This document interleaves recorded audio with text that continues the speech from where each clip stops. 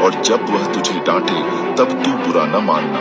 जैसे पिता अपने प्रिय पुत्र को डांटता है, वैसे ही यहोवा जिससे प्रेम रखता है उसको डांटता है।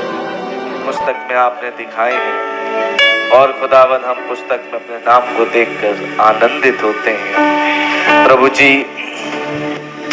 हम धन्यवाद देते हैं कि आप अपने वायदों के प्रति सच्चे हैं।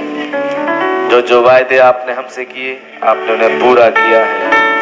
आज शाम आप आए प्रभु और हमसे बातचीत करें जैसे कभी नहीं की। ओ खुदावन, हर एक दुष्ट आत्मा जो इस कला में आसपास पाया जाता है, प्रभु यीशु मसीह नाम में आपके बांध के अधोलोक के कुंड में डाल दी जाए उसकी बर्बादी के दिन तक के लिए। हमारे बीच जो भाई बहन बीमार हैं उन्हें चंगाई दें, जो किसी जरूरत में है तो उस जरूरत को पूरा करें। इस देह का भी कंट्रोल आप अपने हाथों में दें, आप इस्तेमाल करें अपनी महिमा के लिए।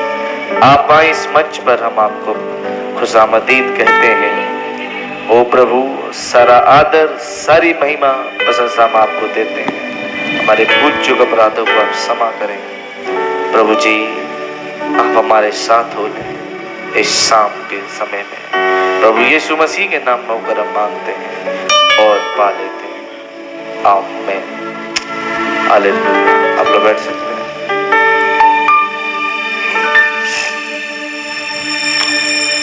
फिर से एक बार खुदावंद का धन्यवाद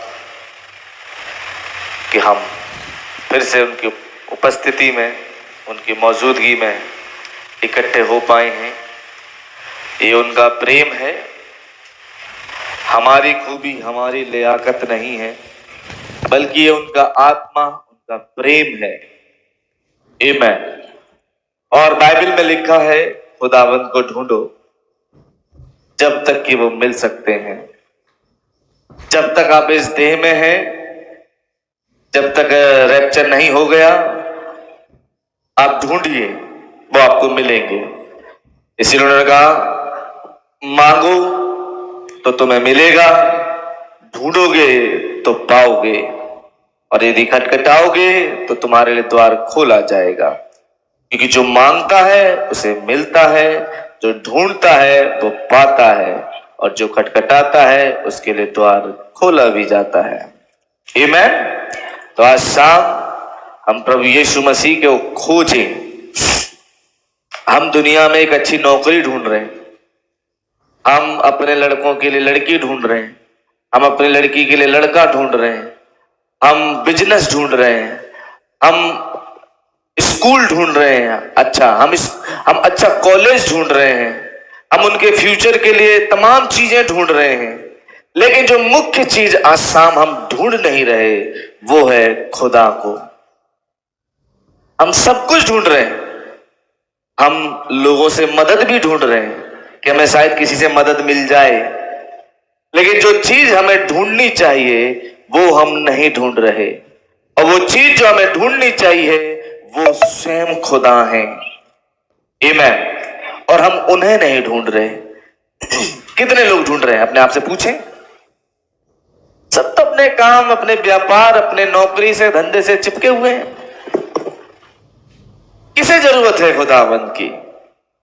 जैसे कहा गया, भूखे को रोटी की, प्यासे को पानी की, वैसे जो खुदा का भूखा और प्यासा है उसे खुदा की जरूरत है। आमीन। सबसे बड़ी वजह जिसमें हम खुदावंद को ढूंढ नहीं रहे वो ये कि सबसे बेकार चीज हम खुदा को ही सोचते हैं। मैं आपके बात कह रहा हूं, आपको क्या कह रहा हूं? आप अपने आप से पूछें, अगर सबसे बेकार चीज खुदा नहीं तो फिर इतनी इंपॉर्टेंस आप दूसरी चीजों को फिर क्यों देते हैं? जितने परेशान आप नौकरी के लिए होते हैं, जितने परेशान आप अपने बच्चों के एजुकेशन को लेकर के होते हैं, जितने परेशान और दूसरी चीजों को लेकर के होते हैं, क्यों नहीं उतने परेशान उससे ज्यादा खुदा के लिए होते? अपने आप को परखें थोड़ा सा। आसाम अपने अंदर की दीवान में झांकें और देखें कि मैं सबसे ज्यादा किस चीज के लिए परेशान हूं। अपनी एजुकेशन, अपनी नौकरी, अपने व्यापार को, अपनी चीजों को, अपने परिवार को और तमाम चीजों को। बस इन्हीं के लिए मैं परेशान हूं। दाऊद कहता है, ए खुदावन मेरा प्राण तेरे लिए हाँफता है। जैसे प्यासी हिरनी पानी के लिए हाँफती है, आमीन, वैसे मेरा प्राण है खुदावंद आपके लिए हाँफता है। लेकिन पता है क्या हो गया, हर चीज हमने ऊपर रखी और खुदा को सबसे निचले पायदान पे रखा है। नहीं तो आप अपने आप से आज पूछें सही से, किस चीज को आपने सिर पर रखा है और किस चीज को पैर पर रखा है। बुलाओ तो चर्च आएंगे, खुद भूख है ही नहीं, जरा सा दबाव दो तब चर्च आएंगे, नहीं तो खुद कोई इच्छा है ही नहीं। बोलो तो गीत गाएंगे, नहीं तो खुद कोई मन का इच्छा है ही नहीं। बोलो तो बजाएंगे, नहीं तो बजाने का कोई मन ही नहीं। क्या है ये? सोचिए जरा। मतलब अगर हर चीज बोल के करानी पड़े का मतलब यह है कि आपको उस चीज की जरूरत नहीं है, हम आपको जबरदस्ती थोप रहे हैं। आपको संदेश की जरूरत है नहीं, मैं बार बार आपसे कहता हूं संदेश पढ़ें, यही तो हो रहा है। भैया किताब पढ़ा करें, और ऐसे भैया जिन्हें मैं कह रहा हूं किताब पढ़ा करें, उन्हें जरूरत ही नहीं किताब की, तो भैया टाइम कहां से निकालें? असल में रे भाई किताब पढ़ा करें, ऐसे भाई जिन्हें किताब की जरूरत ही नहीं है वो क्या किताब पढ़ेंगे? ये तो जबरन वाली बात हो गई भैया, जबरदस्ती बोलो तो पढ़ेंगे। अच्छा, और दुनिया में कोई काम हो जहां से उनका फायदा हो, बोलना नहीं पड़ेगा, झट से करेंगे। लेकिन जरा सोच के देखिए, बाइबल में लिखा है मनुष्य समस्त जगत को प्राप्त करे और अपने ही प्राण की हानि उठाए तो उसे क्या लाभ होगा? आज अपने आप को देखिए कि आप किस चीज के लिए सुबह से भागते हैं। आप ऐसी कौन सी चीज है जिसके लिए सुबह से परेशान रहते हैं? सिर्फ पैसा, बस। ये एक ऐसी चीज है जिसके लिए बावले हो रहे हैं और इसके लिए मीटिंग भी छोड़ देंगे। हमारी बात, इसके लिए सब कुछ छोड़ देंगे, शनिवार की सफाई भी छोड़ देंगे और मीटिंगों को भी छोड़ देंगे, संडे की मीटिंग भी छोड़ देंगे, सब कुछ कर देंगे सिर्फ पैसे के लिए। तो जरा सोच के देखिए कि हम हैं किसके गुलाम? पैसे के। जरूरत तो यह थी कि पैसे को गुलाम बनाते, लेकिन हम तो गुलाम बने बैठे पैसे के। सोच के देखिए जरा। अच्छा, पैसे को गुलाम बनाना है तो खुदा के गुलाम बनना पड़ेगा, जो कि कोई बनना नहीं चाहता। बात यह है, तुम्हारी बात, अगर आप खुदा के गुलाम बन गए तो पैसा आपका गुलाम बन जाएगा। आप जब चाहोगे आपके पास आ जाएगा। नहीं समझ में आती है बातें? जब चाहो नौकरी मिल जाएगी, जब चाहो काम बन जाएगा। अगर गुलाम पैसे के छोड़ के खुदा के बन जाएं, लेकिन हर एक कोई अपनी दौड़ में दौड़ा जाता है, हर कोई अपनी ही दौड़ दौड़ रहा है। क्या रुक के बैठ के सोचा कि उस फूल को प्राप्त कर लें जो सब कुछ दे रहा है, जिसने वो खजाना दे दिया? क्या रुक के थोड़ी देर बैठ के उस फूल के बारे में सोचा जाए? पर एक नायाब चीज तो तुम भूल ही रहे हो। वो फूल पुकार के कह रहा है, पर एक नायाब चीज तो तुम भूल ही रहे हो। मन कहां लगता है? सांसारिक चीजों में। मन भटका हुआ है सांसारिक चीजों पे। मालूम आपको? नबी बताते हैं जब मूसा के अंदर वो विश्वास आया तो मूसा ने दुनिया को कचड़ा समझा, दुनिया को इग्नोर किया, दुनिया की चीजों को इग्नोर किया। कब? जब मूसा में वो विश्वास आया। क्या समझ रहे हैं? हमने, जैसे बाइबल में लिखा है, मेरी प्रजा ने दो बुराइयां की हैं। एक, मुझ बहते जल के सोते को त्याग दिया है। दूसरा, अपने लिए हौद बना लिए हैं, टूटे हुए हौद जिनमें पानी रुकता नहीं है। ये केवल संस्थाओं के लिए और संदेश के लिए नहीं है, ये बात आपके व्यक्तिगत जीवन के लिए भी है कि हमने जो वैल्यू उस बहते सोते को देनी चाहिए, जो समय इन्हें देना चाहिए, जितनी मोहब्बत इनसे करनी चाहिए, जितना प्रेम हमें इनसे करना चाहिए, हम बाकी चीजों से कर रहे हैं। हमारे पास इनसे भी ज्यादा इंपॉर्टेंट चीजें हैं। बात समझ आ रही है आपके? हम लोगों को दिखाने के लिए तो काम करते हैं, लेकिन खुदा को दिखाने के लिए काम करना नहीं चाहते हैं। बाइबल लिखा है, जैसे एक आयत लिखी है, जब तू दान करे तो पाखंडियों के समान ढिंडोरा ना पीट कि सब देखें तूने क्या दान किया। दान ऐसा कर कि तेरा पिता जो गुप्त में है तुझे देखे। आमीन। क्या आप समझ रहे हैं? ऐसे ही कि ये खुदावन की नजर आप पे है, क्या ये आपको देख रहे हैं? क्या ये इनकी नजर आप पर बनी हुई है? लेकिन हम तो भैया कहीं और पड़े हैं। हमारे पास तो बहुत इंपॉर्टेंट काम है जिन्हें हम कर रहे हैं। ढूंढो। आज शाम एक बात बताऊं, आज शाम ढूंढ लो, मिलेंगे। लेकिन एक शाम ऐसी भी आएगी जब ढूंढते रह जाओगे, मिलेंगे नहीं। जी हां, ये बड़ी खास बात बता रहा हूं मैं आपको। आज वो समय है कि आप ढूंढ लो, वो मिल जाएंगे। लेकिन एक शाम वो भी है आने वाली जब ढूंढते रह जाओगे, मिलेंगे नहीं। तो थोड़ा सा अपने व्यापार, अपने बिजनेस, अपनी नौकरी, अपने घर, अपने परिवार, अपने बच्चों से उठ के उनकी रोजी रोटी ही केवल उनके लिए ही रोटी इंतजाम मत करते रहो। उसके बाद भी कुछ है, या मैं कहूं उससे पहले भी कुछ है। उनके लिए तो रोटी का इंतजाम कर रहे हैं हम और करते रहेंगे, लेकिन क्या फायदा शारीरिक रोटी जुटाते जुटाते आत्मिक रोटी छिन जाए।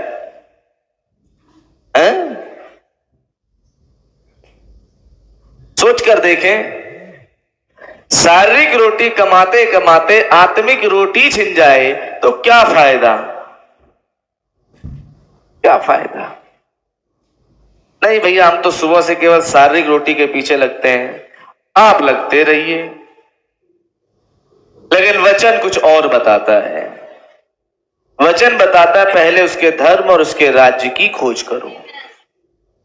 पैसा रुपया नहीं, कहीं भी बाइबल में लिखा कि धन ढूंढो।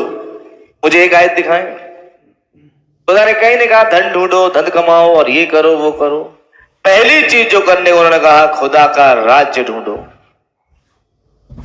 ये मैं धक्का मुक्की में मत चलो। समझे आप इस बात को? धक्का मुक्की में नहीं, बल्कि विश्वास में। और एक विश्वासी वो होता है जिससे हमें कुछ कहने की जरूरत नहीं कि चर्च आओ, बाइबल पढ़ो, मैसेज पढ़ो, खुदा के पीछे चलो, खुदा की आज्ञाओं को मानो। हमें बोलने की जरूरत नहीं पड़ेगी। बाइबल लिखा है वे खुदा के सिखाए हुए होंगे, नहीं, खुदा के द्वारा सिखाए हुए होंगे। खुदा उन्हें सिखा रहे होंगे कि मुझे क्या करना चाहिए, मुझे क्या करने से खुदावन को खुशी मिलेगी। नहीं। आइए मैं संदेश में चलूं। वही 27वां पैराग्राफ से ही शुरू करते हैं, जहां नबी तलवार और उस हाथ के बारे में बात कर रहे हैं। अब देखिए, विश्वास का हाथ, यह इस पर निर्भर करता है कि वह कितना अधिक ताकतवर है। यह विश्वास का हाथ इतना अधिक ताकतवर तो होना ही होता है कि अंधकार में होकर एक छोटा सा छेद कर सके। हमारी बात, और कह सके कि विश्वास से ही मेरा उद्धार हुआ है। आमीन। यही एक बड़ा कटाव होता है। परंतु यदि वह इतना अधिक ताकतवर हाथ है तो वह उस हरेक अड़चन को जो शैतान रख सकता है काट कर हटा सकता है।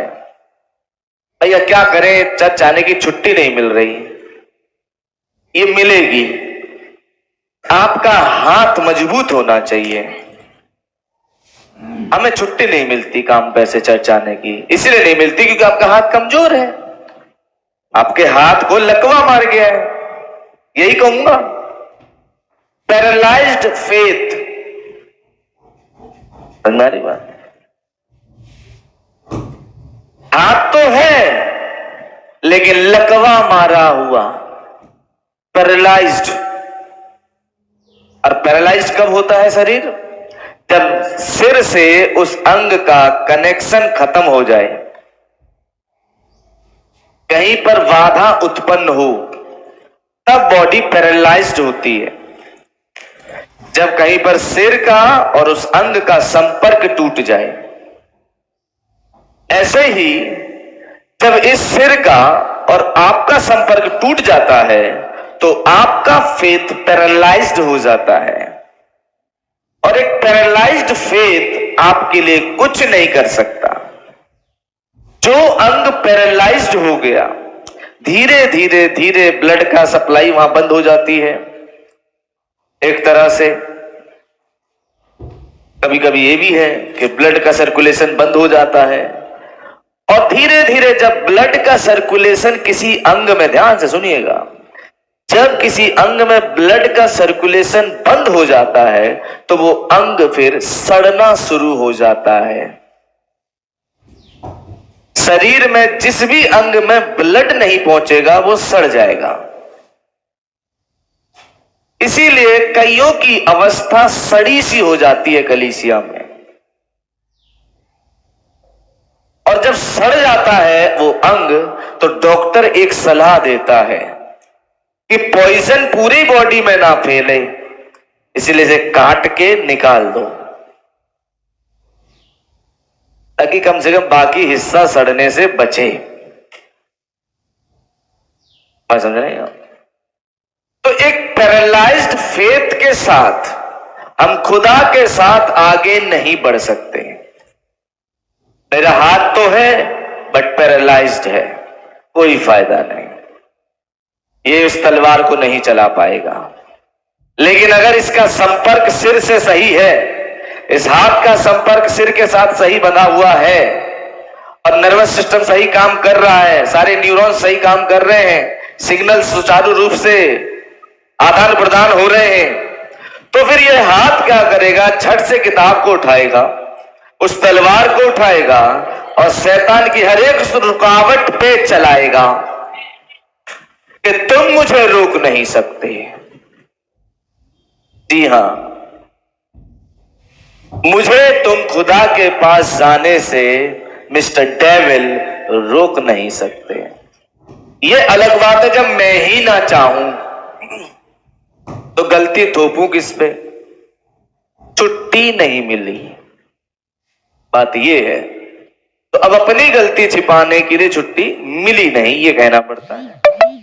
अगर मैं कहूं छुट्टी ली ही नहीं तो ये ज्यादा बेस्ट होगा। एनीवे, आगे बढ़ते हैं।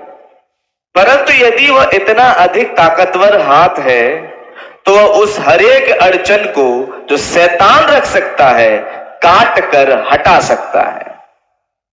हमारी बात नहीं तो बस तलवार देखते ही रहेगा। हाथ तो पैरालाइज्ड है, फेथ पैरालाइज्ड है, तो वो तलवार चलाएगा क्या? वो मिस्टर डेविल से कैसे कह सकता है बू डेविल? वो कैसे कह सकता है ये मिरास मेरी है? वो कैसे कह सकता है ये वायदा मेरा है? वो कैसे गोलियत के सामने खड़े होकर इस वायदे को कह सकता है ये भूमि हमारी है, ये देश हमारा है, जबकि पैरालाइज्ड है? कैसे कहे, कैसे क्लेम करे? ऐसे पैरालाइज्ड फेथ के साथ आप अपने इस शारीरिक जीवन में भी कुछ नहीं कर सकते तो आत्मिक जीवन में तो भूल जाओ। तो अपने अपने फेथ चेक करें कि हमारा फेथ कहीं पैरालाइज तो नहीं हो गया, तो फिर डॉक्टर से ट्रीटमेंट कराएं। नहीं, उस समय उसके ट्रीटमेंट करने के लिए था डॉक्टर मूसा। नहीं, मैसेज में सुन, आज है डॉक्टर ब्रनहम। हमारी बात, डॉक्टर मूसा बहुत सुना। आज मैं बताऊं, आपके पैरालाइज्ड फेथ को रिवाइव करने के लिए, फिर से बेदार करने के लिए डॉक्टर ब्रनहम के पास आए। जी हां, और इन किताबों को मेहरबानी करके उठाएं और इन्हें पढ़ना शुरू करें एकांत में खुदा के साथ। आमीन। देखिएगा, धीरे धीरे धीरे, कहते हैं जब पैरालाइज हो जाती है बॉडी तो भैया फिर मसाज करो, फिर फिजियोथेरेपी करो, तमाम चीजें करो ताकि रिवाइव हो वो अंग। नहीं, उसको रिवाइव करने के लिए बहुत कुछ करते हैं। ऐसे ही एक थेरेपी की जरूरत आपको है, और वो फिजियोथेरेपिस्ट हैं डॉक्टर ब्रनहम, और उनकी थेरेपी के इक्विपमेंट्स हैं संदेश। और डॉक्टर ब्रनहम इन संदेशों के द्वारा आपके पैरालाइज्ड फेथ को रिवाइव करेंगे। आमीन। आपके ठंडेपन को गर्म करेंगे। याद रखिए इस चीज को, आग से जितना दूर जाओगे उतनी ठंडक पाओगे, और जितना आग के करीब आओगे उतना गर्म होते जाओगे। ये संदेश नहीं, आग है, आग। ऐसा कोई नहीं जो इससे दूर जाके ठंडा ना पड़े, और चैलेंज करता हूं, ऐसा कोई नहीं जो इसके करीब आके गर्म ना हो जाए। याद रखिएगा, फिर कोई जब आपको छुएगा तो उस गर्मी को महसूस कर पाएगा कि आप आग के संपर्क में आए हैं। बात समझ रही है आपके? तो नबी कह रहे हैं कि जब वो ताकतवर हाथ उस तलवार को लेता है तो वह उस हर एक अड़चन को जो शैतान रख सकता है काट कर हटा सकता है। हट शैतान, चल दबाओ यहां से, मुझे जाना है, मुझे ये करना है, खुदावंद के काम करना है, और ये वो फलाना ढिमकाना है। तू मेरे बच्चे को बीमार नहीं रख सकता, दबाओ यहां से प्रभु यीशु मसीह के नाम। तू मुझे बीमार नहीं रख सकता, दबाओ यहां से प्रभु यीशु मसीह के नाम। तू मुझे कमजोर नहीं कर सकता, दूर यहां से प्रभु यीशु मसीह के नाम में। ये वाली बात समझ रही आपके? लेकिन ये हियाव, ये विश्वास आपके अंदर एक ही शर्त पे हो सकता है। एक आयत पढ़ें, डैनियल 11:32।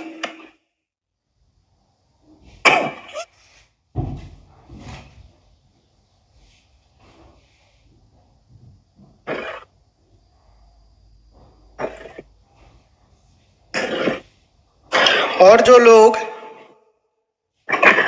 दुष्ट होकर उस वाचा को तोड़ेंगे उनको वह चिकनी चुपड़ी बातें कह कहकर भक्तिहीन कर देगा। भक्तिहीन कर देगा कौन? ये हम जानते, पशु भक्तिहीन कर देगा, चिकनी चुपड़ी बातें बोल बोल के, जैसा कि आज वो कर रहा है। शैतान चिकनी चुपड़ी बातें बोल बोल के आपके जीवन में से खुदा का भय दूर कर दे रहा है, आपको खुदा से दूर कर दे रहा है। Is that right?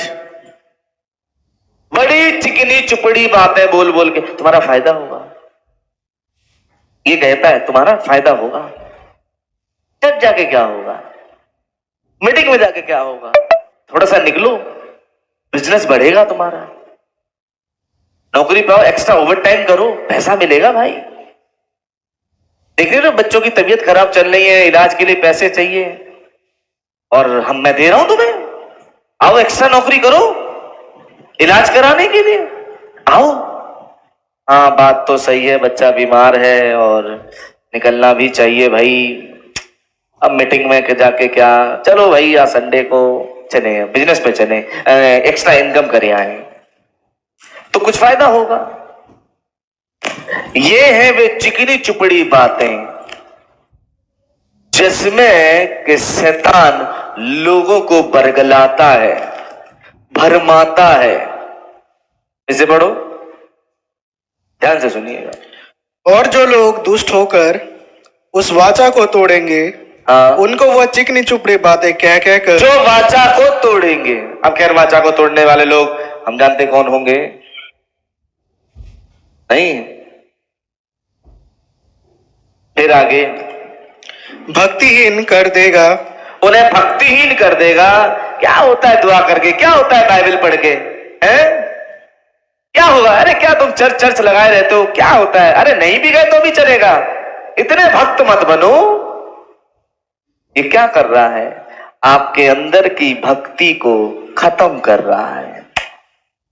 जो आपके अंदर एक भक्ति है खुदा के लिए, जहां आप खुदावन के लिए खुदा की उपासना करना चाहते हैं और चीजों को करना चाहते हैं, वहीं ये शैतान आपको आके बरगलाएगा। हैं? अरे चर्च जाने से थोड़ी कुछ होगा यार, यहाँ काम करोगे तो दो पैसे मिलेंगे, हैं? लाइफ सेटल होगी, लाइफ सुधरेगी, चर्च जाके थोड़ी होगी। यहां बैठो, मीटिंग काम पे बैठो, काम करो, एक्स्ट्रा ओवर टाइम करो, तब मिलेंगे पैसे। ये है चिकनी चुपड़ी बातों से लोगों को भक्तिहीन कर देना। एक समय जो धुन रहती है, अरे मुझे संडे आ गया मीटिंग में जाना है, ट्यूसडे आ गया मुझे मीटिंग में जाना है, अरे थर्सडे आ गया मुझे फास्ट रखना है। ये धुन धीरे धीरे धीरे धीरे खत्म क्यों होती है? इसके पीछे आप अपने बिजनेस बोलो, अपनी नौकरी बोलो, अपनी ड्यूटी बोलो, आप कुछ ही बोल सकते हो, क्योंकि आपको कोई बता रहा है। ये बात यहां लिखा है कि कोई है जो कान में चिकनी चुपड़ी बातें बोल बोल के जीवन से भक्तिहीन कर दे रहा है। अब भक्ति नहीं है। अच्छा, चर्च भी आ रहे तो फॉर्मेलिटी के लिए आ रहे हैं, क्योंकि आना पड़ेगा।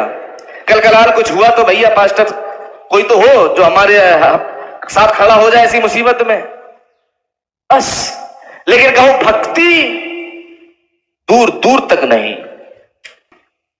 और यह समय आज है कि कोई है जो कानों में चिकनी चुपड़ी, पहले खूब खुदा के लिए उत्साहित रहते थे, खूब खुदा के लिए जलन होती थी, खुदा के लिए कुछ भी करने को तैयार थे और एकदम भूख थी अंदर। लेकिन कोई चिकनी चुपड़ी बातें बोल बोल के बोल बोल के बोल बोल के बोल बोल के बोल बोल के सारी भक्ति पे पानी फेर दिया।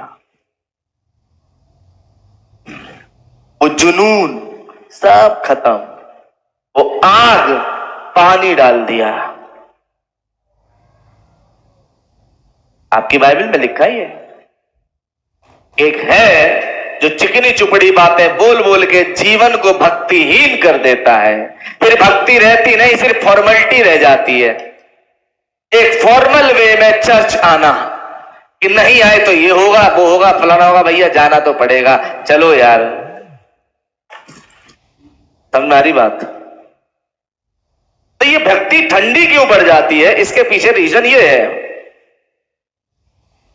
बाइबल का कईयों का प्रेम ठंडा पड़ जाएगा और वो व्यक्ति चिकनी चुपड़ी बातों से लोगों को भक्तिहीन बना देगा।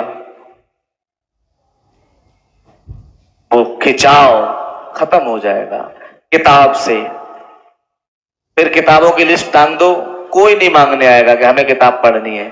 क्यों नहीं मांग रहे लोग किताबें? क्यों नहीं पढ़ना चाह रहे लोग किताबें? सोचिए जरा। आपको ये बातें बड़ी आम लगती होंगी, लेकिन खुदा के चश्मे से देखो। कभी खुदा का चश्मा लगाओ और तब देखो कि आपकी हालत ऐसी क्यों है कि आपको किताब पढ़ने की भूख ही नहीं है, वो भक्ति नहीं है। क्यों? किसी ने चिकनी चुपड़ी बातें बोल बोल के, क्या होगा, बिजनेस करो, नौकरी पे जाओ, ओवर टाइम करो, तब फायदा होगा।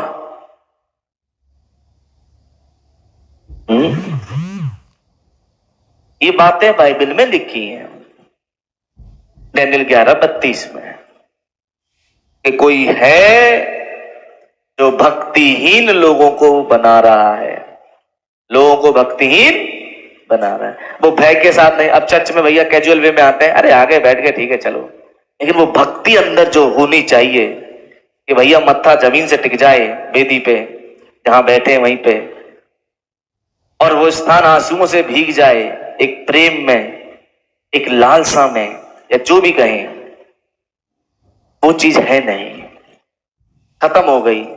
बस चर्च आ रहे हैं, जा रहे हैं, आ रहे हैं, जा रहे हैं, टाइम पास, बस दैट्स ऑल। लेकिन आगे पढ़िए जरा, क्या करेगा वो? लोगों को भक्तिहीन कर देगा। परंतु जो लोग अपने खुदा का ज्ञान रखेंगे, लेकिन जो लोग इन किताबों का, क्योंकि खुदावन का ज्ञान इन किताबों में पाया जाता है, कह रहे जो लोग इन किताबों का ज्ञान रखेंगे, सुनिए, खाली ज्ञान नहीं, इनके पीछे लिखे गए प्रकाशन की बात करूं मैं। ज्ञान कहने का मतलब सही मायने में जो जानना, प्रकाशन सहित। वे लोग जो इन किताबों का ज्ञान रखेंगे, केवल ज्ञान, कोरा ज्ञान नहीं, प्रकाशन के साथ। यस, आगे। वे हियाव बांधकर बड़े काम करेंगे। वे हियाव बांधकर, shall be strong, वो बहुत मजबूत होंगे, and do exploits, आगे लिखा है बड़े काम करेंगे। बड़े काम, एक्सप्लॉइट्स का मतलब होता है पराक्रम के काम। मुर्दे जलाएंगे, बोलेंगे और घट जाएगा। वे जो किताब को खाएंगे, वे बोलेंगे और चीजें होंगी। ये है बात। जो इन किताबों में समय देंगे, जो इनके भूखे होंगे, वो कहेंगे मुझे एक अच्छी नौकरी मिल जाए, उन्हें मिल जाएगी। ये तो मैं छोटी छोटी चीजें गिरा रहा हूं आपको, हमारी बात। वे जो सच में इस किताब का प्रकाशन रखेंगे, वे बोलेंगे फलाना काम हो जाए,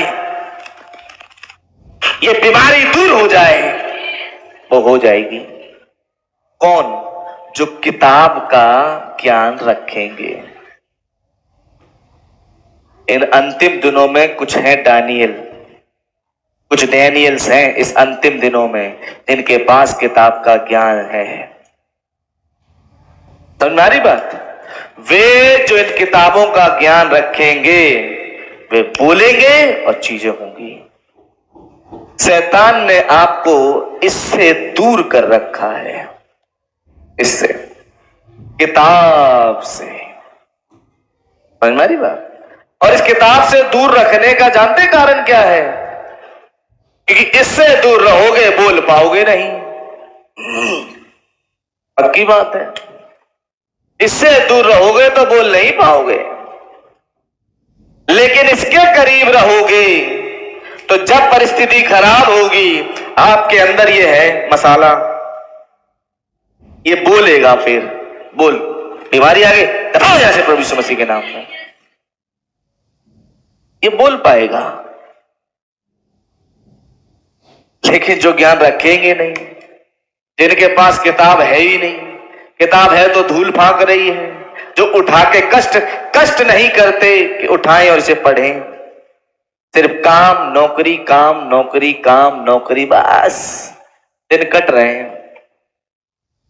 नौकरी पैसा, नौकरी पैसा, नौकरी पैसा, बस बिजनेस पैसा, बस यही चल रहा है। मैं कहूंगा कहां से फिर बोलने वाली ताकत आएगी भैया? बिजनेस करोगे तो यहां भी आओगे तो बिजनेस की बातें ही करोगे। अच्छा, नौकरी करोगे तो मिलोगे तो फिर नौकरी पे क्या हुआ वही बातें करोगे। रिश्तेदारों से मिलोगे तो रिश्तेदारों से क्या बातें हुई वही करोगे। लेकिन अगर किताब से संगति करोगे तो जब मिलोगे तो ये कहोगे किताब में ये लिखा, मैंने ये पढ़ा। फिर संडे को दोपहर में बाहर बैठ के ऑफिस में या नौकरी पे या बिजनेस में क्या हो गया ये चर्चा नहीं करोगे। ये चर्चा करोगे, भाई मैंने किताब में पढ़ा, नबी बता रहे थे ये वाली बात। याद रखना, जब कष्ट मुसीबत आएगा तो ये वाली बात याद रखना जो नबी ने बताई, काम आएगी। लेकिन यहां क्या है? जिन जगहों से जुड़े हैं, वचन कहता है उन जगहों को छोड़ो, बल्कि उन्हीं जगहों को लेकर के चर्च भी आ जाते हैं। और जो स्पेयर टाइम मिलता है मीटिंग के बाद या मीटिंग से पहले, बैठ करके बस वही चर्चाएं चल रही हैं। हकीकत है 100% ये सत्य है। लेकिन जो किताब खा रहे हैं, जिनके पास किताब का ज्ञान है, वो फिर किताब की बातें करते हैं।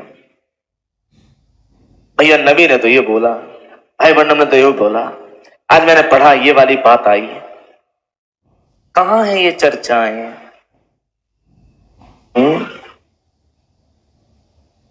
मैं खुदावन तेरे कामों का गुणानुवाद करूंगा, ये दाऊद कहता है। कहां है वो गुणानुवाद खुदावंद के कामों का?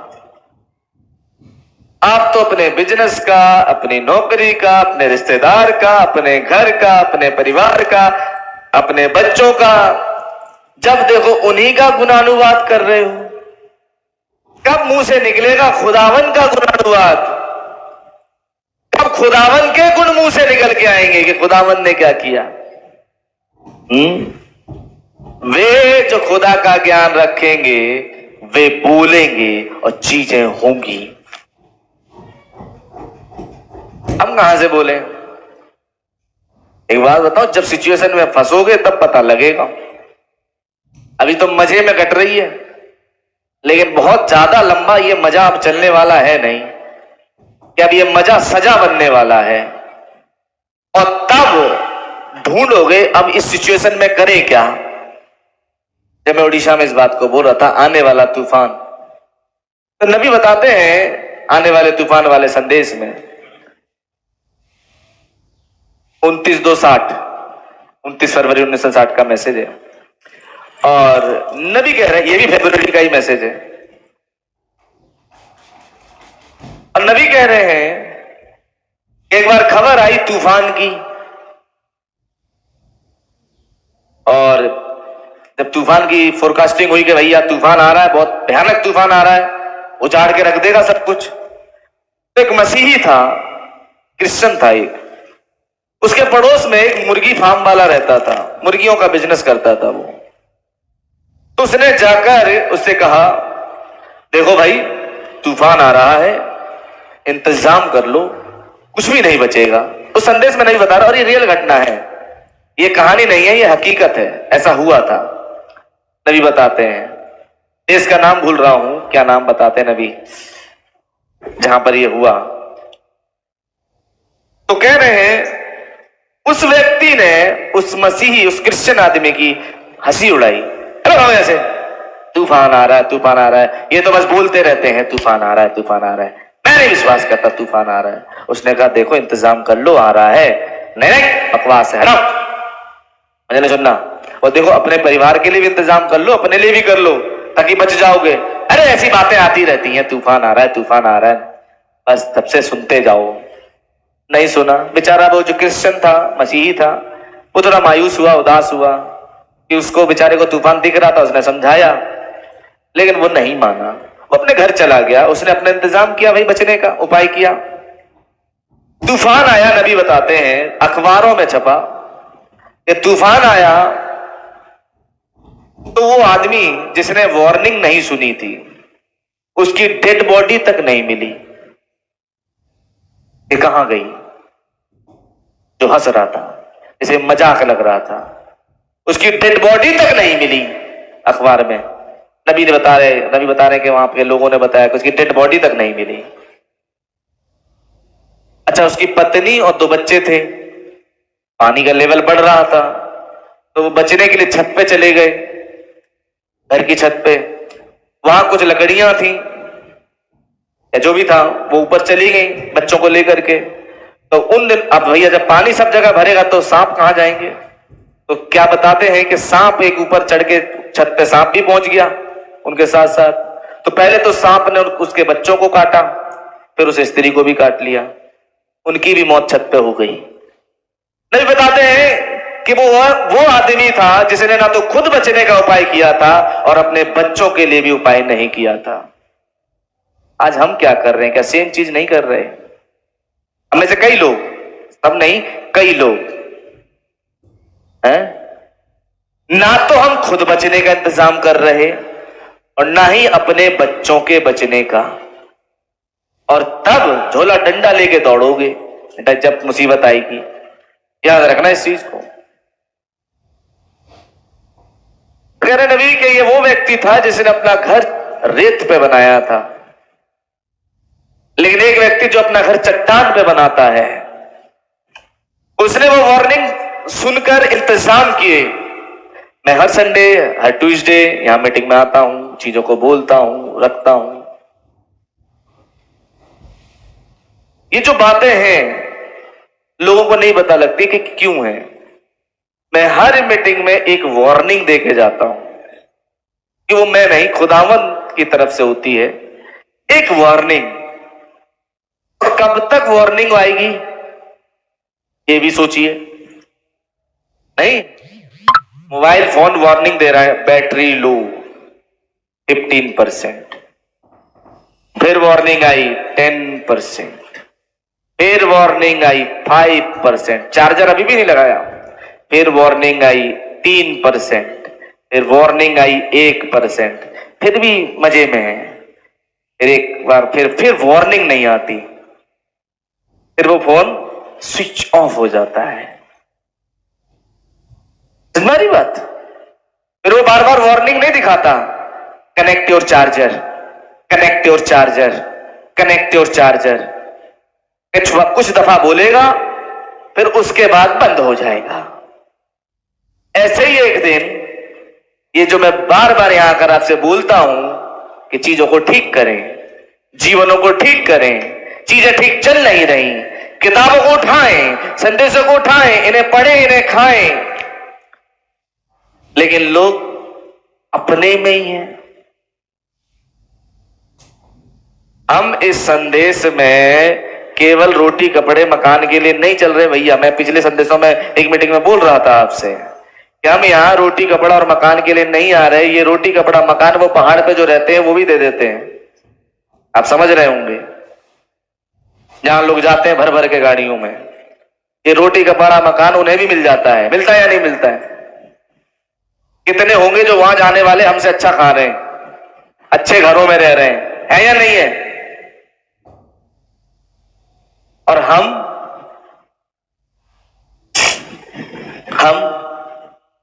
तो फिर हम क्यों आ रहे हैं? तो फिर हम अपना समय क्यों खराब कर रहे हैं? तो कहीं ना कहीं फिर इससे भी ऊपर कुछ होगा, क्योंकि रोटी कपड़ा मकान तो कहीं भी चले जाओ मिलता है भाई। किसी के भी दरबार में मत्था टेक दो मिल जाएगा भाई। लेकिन फिर हम मसीहत में क्यों आगे बढ़ रहे हैं? क्यों हम प्रभु यीशु मसीह के पास आ रहे हैं? क्यों हम बाइबल पढ़ रहे हैं? क्यों हम संदेश की भूख रखते हैं? क्यों हम संदेशों खाते हैं? क्या तो कहीं इससे बढ़कर भी कोई चीज है क्या?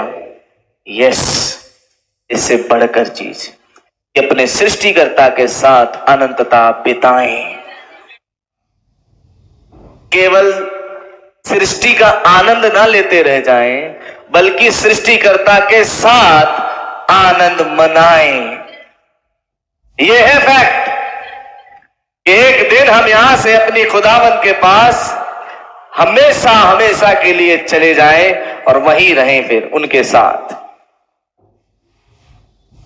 हमारी बात अनंत जीवन में, यह है इसका मतलब। बाकी भैया रोटी कपड़ा मकान के लिए दौड़ रहे हो मसीहत में, तो मैं कहूंगा ये तो बहुत जगह है जहां जब मिल सकती हैं चीजें, लेकिन यहां केवल एक मकसद है, वो है रैप्चर। यहां केवल एक मकसद है, बॉडी चेंज। अगर इसके अलावा आपके कोई दूसरे विचार हैं मसीहत में चलने के लिए, तो मैं कहूंगा आप गलत जगह पे बैठे हैं आपके हिसाब से। ये चीजें आपको कहीं भी मिल जाएंगी, कहीं भी पेड़ के चक्कर लगा लो, हमारी बात, पेड़ के चक्कर लगा लो, पहाड़ पे चढ़ जाओ, कहीं भी चले जाओ, वहां मिल जाएंगी ये चीजें। लेकिन हम जो यहां आ रहे हैं, यहां आने का मकसद ये है कि हम रैप्चर को प्राप्त करें, हम एक नई देह प्राप्त करें जो कभी ना मरे। इस विजन के साथ कितने लोग आते हैं, ये सोचने वाली बात है।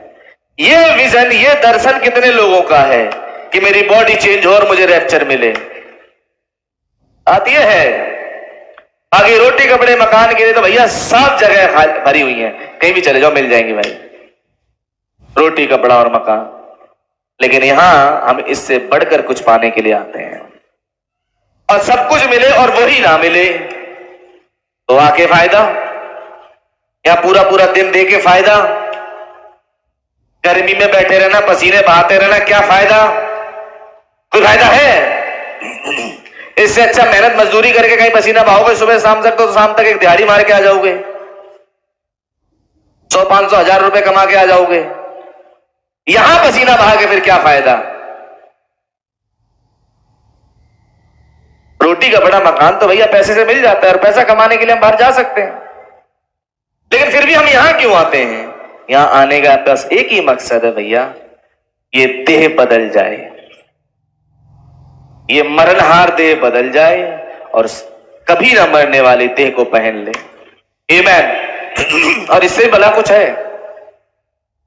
इस देह में रहकर पूरी जिंदगी मेहनत करते रहना, मजदूरी करते रहना अच्छा है, या फिर एक नई देह में चले जाना और अनंतता के लिए अपने खुदा के साथ राजा बन के रहना, वो अच्छा है? चुन लो क्या अच्छा है। वे जो खुदा का ज्ञान रखेंगे वे पराक्रम के काम करेंगे। अब ज्ञान तो भैया किताबों में है, जिनसे कि कईयों की प्रीति है नहीं, कई हैं जिनको इनसे प्रेम है ही नहीं। मैं आपके मुंह पे कह रहा हूं, कई बैठे हैं यहां पे आलिम फाजिल ज्ञानी, जिन्हें इसकी जरूरत है ही नहीं, जिन्हें ये चाहिए ही नहीं। ये वो चीज है जो बड़े बड़े काम करेगी।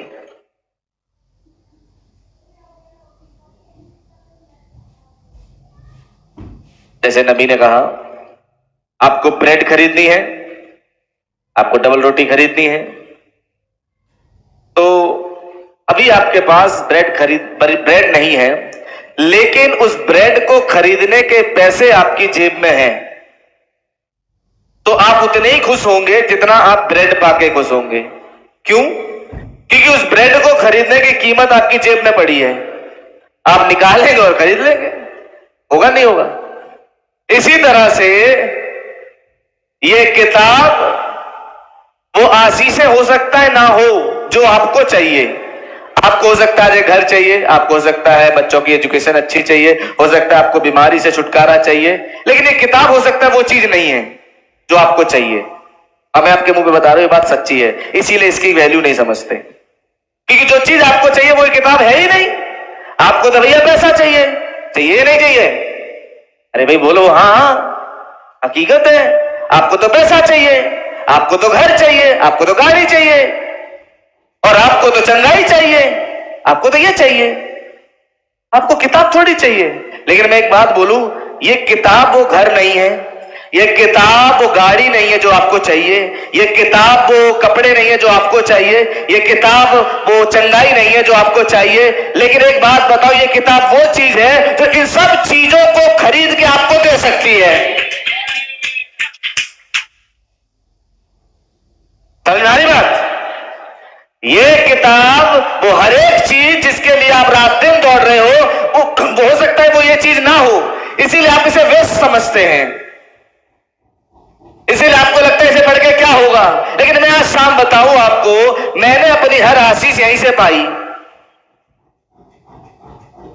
और बहुतेरे हैं मेरे साथ मेरे भाई बहन जिन्होंने पाई है। मैं अकेला थोड़ी हूं, भुक्तभोगी बहुत है, दुनिया भर में है, यहां भी होंगे जिन्होंने किताब से ही पाया सब कुछ। भैया आपको नौकरी कहां से मिली? भैया किताब से मिली। अरे आपके पास अच्छा घर कहां से आया? भैया किताब से। अरे आपने गाड़ी कैसे ली? भैया किताब से।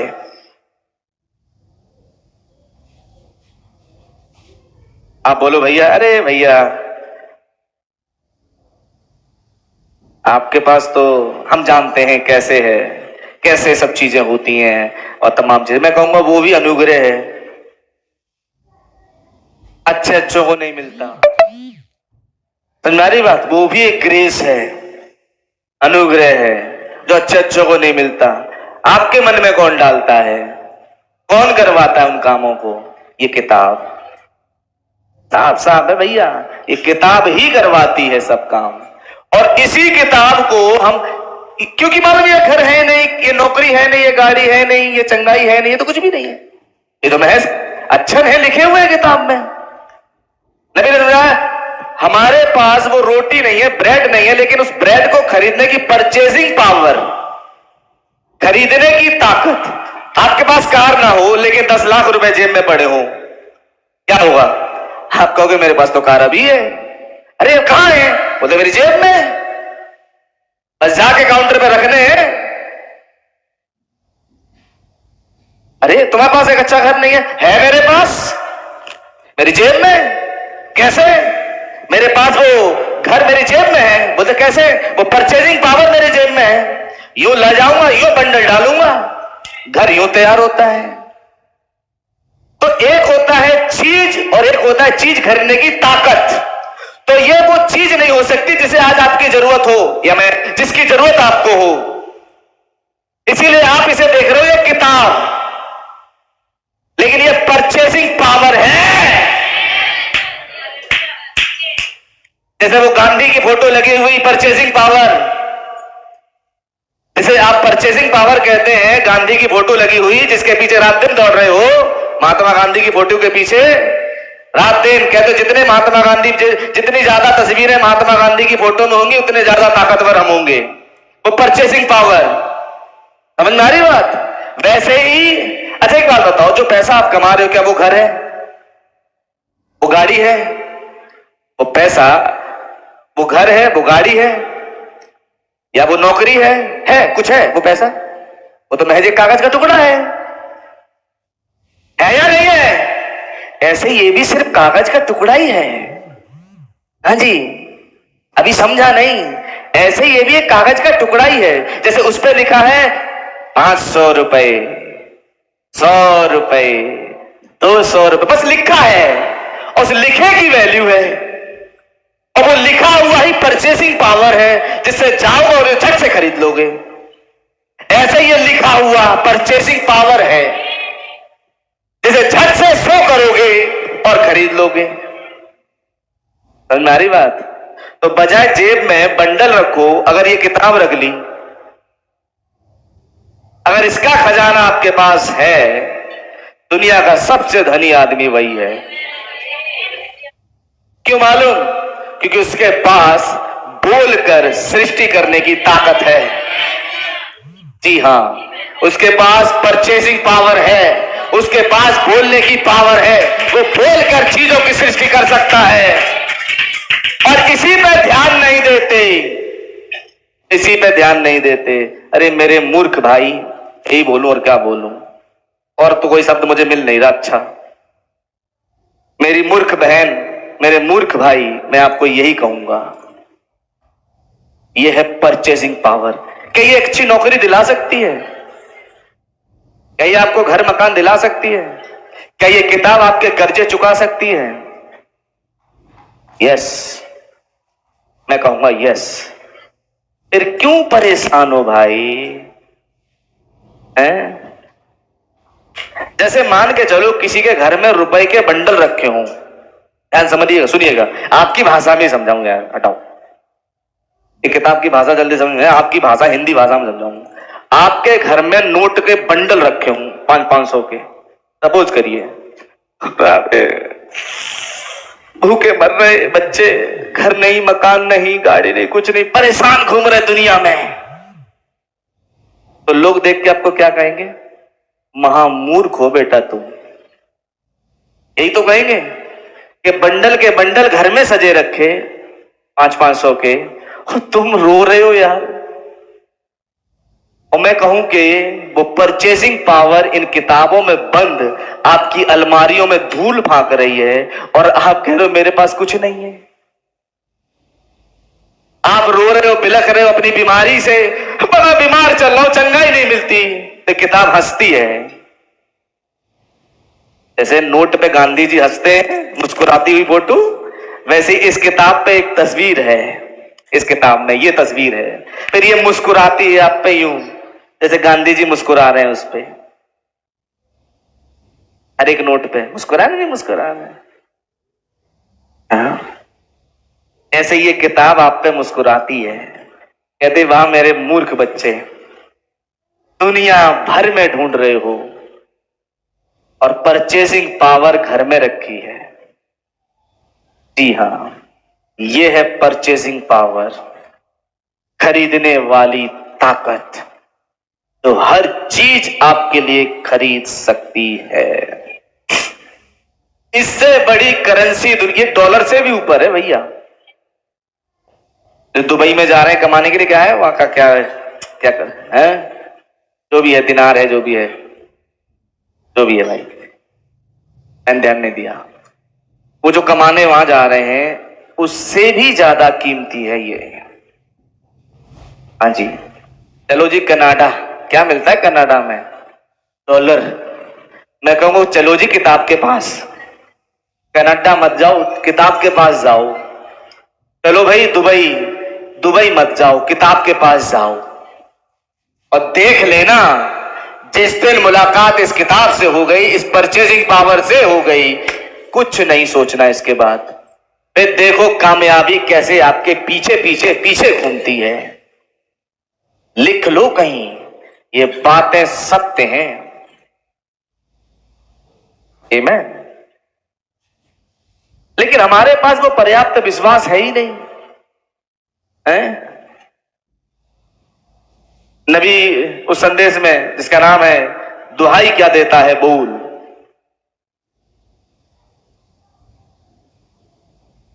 63 का मैसेज है, 14 जुलाई 161 पैरा पे नबी कह रहे हैं, फॉर यू सी, क्योंकि अब आप देखें, क्योंकि आप देखें, faith sees what God wants done, कि विश्वास वो देखता है जो खुदा चाहते हैं कि किया जाए। विश्वास उस चीज को देखता है जिसे खुदावन चाहते हैं कि की जाए। I hope this goes in, अब मैं विश्वास करता, उम्मीद करता हूं कि आपके अंदर जाए, बैठे। Faith doesn't look at the present time, विश्वास जो है आज क्या हो रहा है ये नहीं देखता। जिस दिन आप दुआ कर रहे हो उस दिन क्या हो रहा है विश्वास ये नहीं देखता। भैया मैंने आज दुआ करी, तो आज दुआ करी, आज क्या हो रहा है विश्वास इस चीज को नहीं देखता। विश्वास में देखता क्या है, क्योंकि फेथ की बात हो रही है। फेथ वो हाथ है जो तलवार है, तलवार को पकड़ता है, sorry, faith doesn't look at the present time, विश्वास वर्तमान स्थिति में नहीं देखता है। देखो तुम्हारे लिए दुआ हुई, देखो फिर भी तुम्हें दिखाई नहीं दे रहा।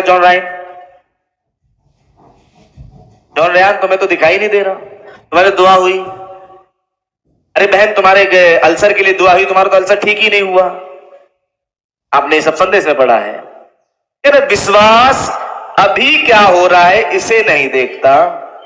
दुआ जब आपने करी और आपको विश्वास है तो आज आपकी परिस्थिति क्या है वो इसे नहीं देखता। ये बढ़िया से समझ लें इस चीज को, क्योंकि अगर वास्तविक रूप में आपके पास कभी विश्वास होगा तो आपके विश्वास की पहचान क्या होगी वो मैं आपको संदेश से बता रहा हूं। Faith doesn't look at the present time, विश्वास जो है वर्तमान समय पे नहीं देखता। Faith doesn't see this here, विश्वास इस चीज को यहां पर नहीं देखता। जब आपने दुआ करी तो आपको यहां कुछ नहीं दिखेगा। जब आपने दुआ करी और आपको सब ऐसी चीजें दिखाई देंगी जैसी हैं, जैसे अंजीर का पेड़, जिससे कहा प्रभु यीशु मसीह ने अब से तुझमें कभी फल ना लगे। और कोई वहां खड़े होकर उस पेड़ को देखता तो पेड़ तो हरा भरा है, लेकिन ओवर द नाइट, एक रात्रि भर में, सुबह जब लोग उस मार्ग से गुजरे तो पेड़ मुरझाया हुआ था, छाया नहीं था। यही वाली बात समझें तब समझ में आएगा नबी कहना क्या चाहते हैं कि faith doesn't see this here, विश्वास यहां पर नहीं देखता है। Faith looks to see what God wants, लेकिन विश्वास वो देखता है कि खुदा क्या चाहते हैं। विश्वास वो चीज देखता है जो खुदा चाहते हैं। आमीन। एंड इट वर्क्स अकॉर्डिंगली, और ये एकदम क्रम अनुसार काम करता है। जैसे खुदावन चाहते हैं चीजें वैसे ही होती हैं। हमने बहुत तेरी दुआएं करी होंगी और करते हैं, लेकिन उन दुआओं का रिजल्ट बड़ा अटपटा सा आता है। देखा होगा आपने, समझ में नहीं आता यार, दुआ तो हमने कुछ करी थी, रिजल्ट तो कुछ अजीब सा आया है। कई बार होता है, कई बार होता है। क्यों मालूम? क्योंकि हम चीजों को यही देख रहे होते हैं। बस दुआ करी और यहां, अरे हमने तो दुआ करी लेकिन हालत तो बिगड़ती जा रही है। दुआ के बाद तो चीजें और बिगड़ रही हैं क्योंकि हम यहां देख रहे हैं। समझिएगा आज शाम बड़े ध्यान से। जब दुआ करने के बाद आप चीजों को देखोगे तो वैसी ही लगेगी जैसी थी, और भी बदतर हो सकता है दिखे। लेकिन थोड़ा सा आगे सुने। That is what faith does. यही है जो विश्वास करता है। It sees what God wants. ये वो देखता है कि खुदावंद क्या चाहते हैं। हमने तो दुआ करी लेकिन अब हम ये भी देखते हैं कि खुदावंद की मर्जी क्या है, मेरी दुआ पर वो क्या चाहते हैं। मैंने दुआ करी, खुदावंद मुझे मेरे घर में रोटी नहीं, प्रभु मुझे रोटी दें, लेकिन बड़ी घूम फिर के रोटी आएगी। खुदावंद आपसे तो मैंने रोटी मांगी थी, आपने मुझे दी नहीं। लेकिन आपने देखा कोई भैया गेहूं का बोरा रख के चला गया बाहर, तो मैंने तो रोटी मांगी थी। ऐसे समझे? तो खुदावन चाहते हैं कि आपने रोटी मांगी, वो आपको गेहूं का बोरा दिलवा दिया, अब अगला काम आप करो। ऐसे एक चीज बता रहा हूं समझाने के लिए, लेकिन यहां पर बात कुछ और भी है इसके साथ साथ। It sees what God wants. ये वो देखता है कि खुदावन क्या चाहते हैं मेरी दुआ पे, and what God wants done.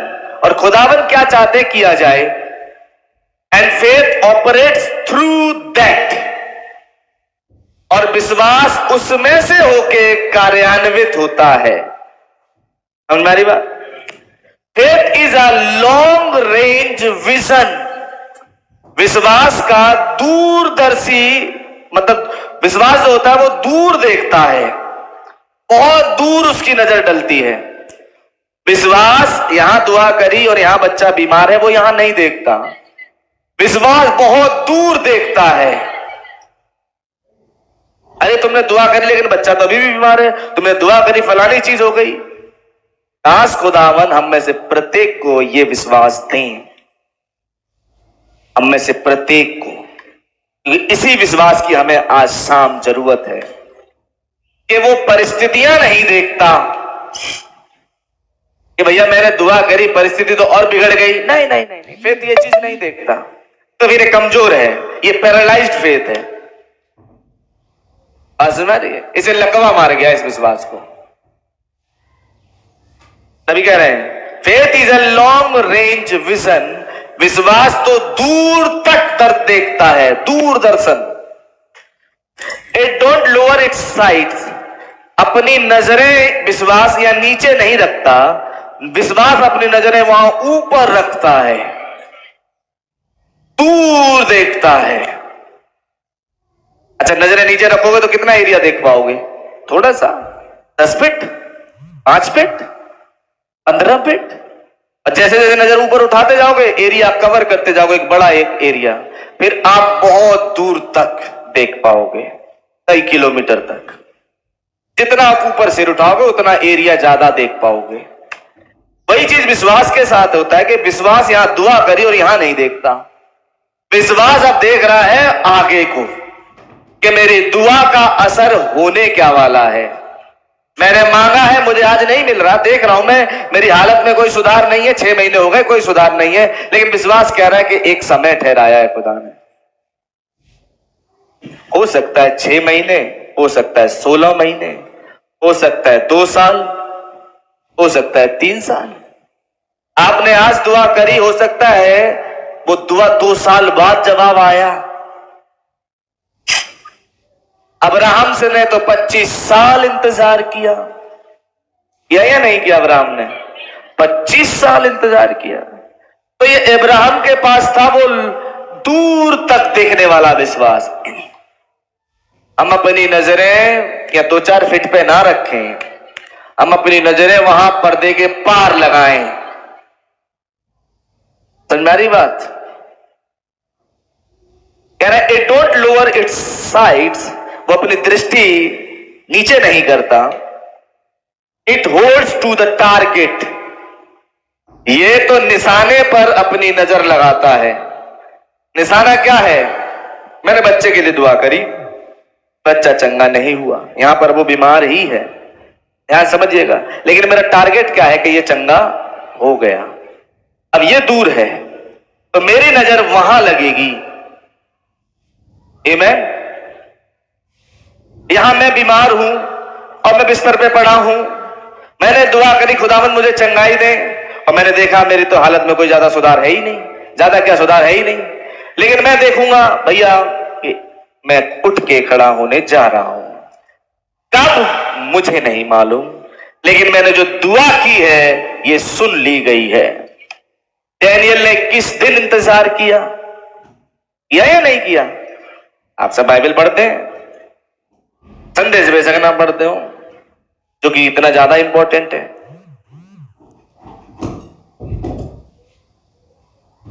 It holds to the target, ये निशाने पर अपनी दृष्टि लगाता है। आमीन। Any good shooter knows that, कोई भी वो भला जो निशानेबाज है तो निशाना लगाता है बंदूक से, कहते वो जानता है कि टारगेट पे, निशाने पे नजर रखने का मतलब क्या होता है। जैसे पौलुस कहता है मैं निशाने की ओर दौड़ा चला जाता हूं ताकि जय पाऊं।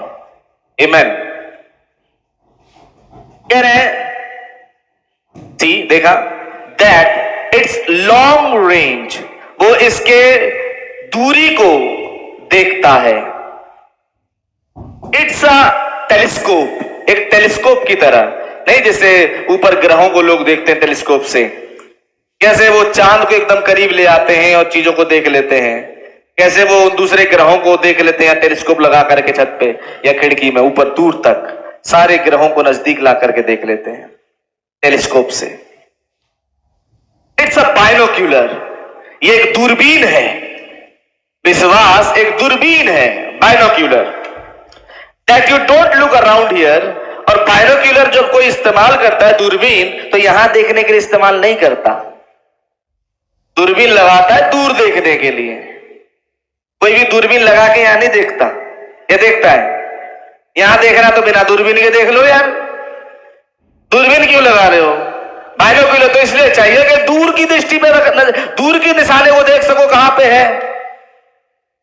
हल्ले बढ़ रही है आपके? तो विश्वास एक बाइनोक्यूलर है, एक दूरबीन है, जो यहां नहीं देखता, वो दूर देखता है, जहां नॉर्मल आंख नहीं देख सकती, जहां ये आम दृष्टि से हम नहीं देख सकते, वहां हम विश्वास की दृष्टि से देखते हैं। आमीन। अब कह रहे नबी आगे, इट्स अ बाइनोक्यूलर, ये एक दूरबीन है। That you don't look around here, तो उससे आप यहां नहीं देखते। You don't use binoculars to look to see what time it is, आप टाइम देखने के लिए बाइनोक्यूलर इस्तेमाल नहीं करते, दूरबीन के समय क्या हो रहा है देखें। See, you don't use that, आप इसके लिए इस्तेमाल नहीं करते, but you use binoculars to look a way off, लेकिन आप दूरबीन का इस्तेमाल बहुत दूर कहीं देखने के लिए करते हैं कि वहां पर क्या नजारा है, क्या चीज है, उसे देखें। बात समझ आ रही है आपके? तो विश्वास कहां देखता है? यहां तो अभी भी हम बीमार हैं, यहां तो अभी भी हम जरूरत में हैं, यहां तो अभी भी हमारी जरूरत पूरी नहीं हुई, लेकिन जब दूर देखोगे तो आपको दिखेगा कि मेरी तो जरूरत पूरी हो गई, हो रही देखो जगह। अब मेरा समय वहां तक पहुंचे, मुझे वहां तक पहुंचना है, मुझे यह समय काटना है, मुझे यह समय अब इस कष्ट में ही बिताना है। मेरी बात,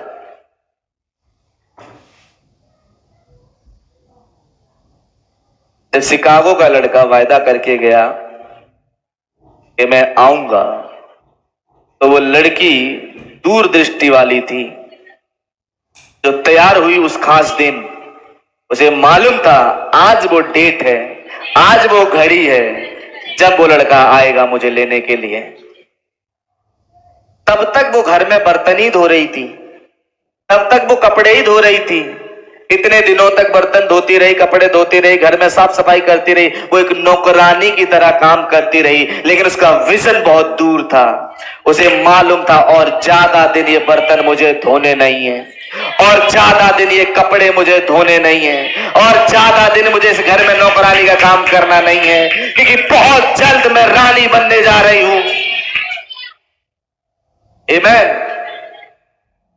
अब वो लड़की बर्तन धो रही है, झाड़ू लगा रही है, लेकिन उसका ध्यान वहां नहीं है। उसे मालूम है मेरी नजर उस फलानी डेट पे है, फलानी तारीख जो वो बोल के गया है।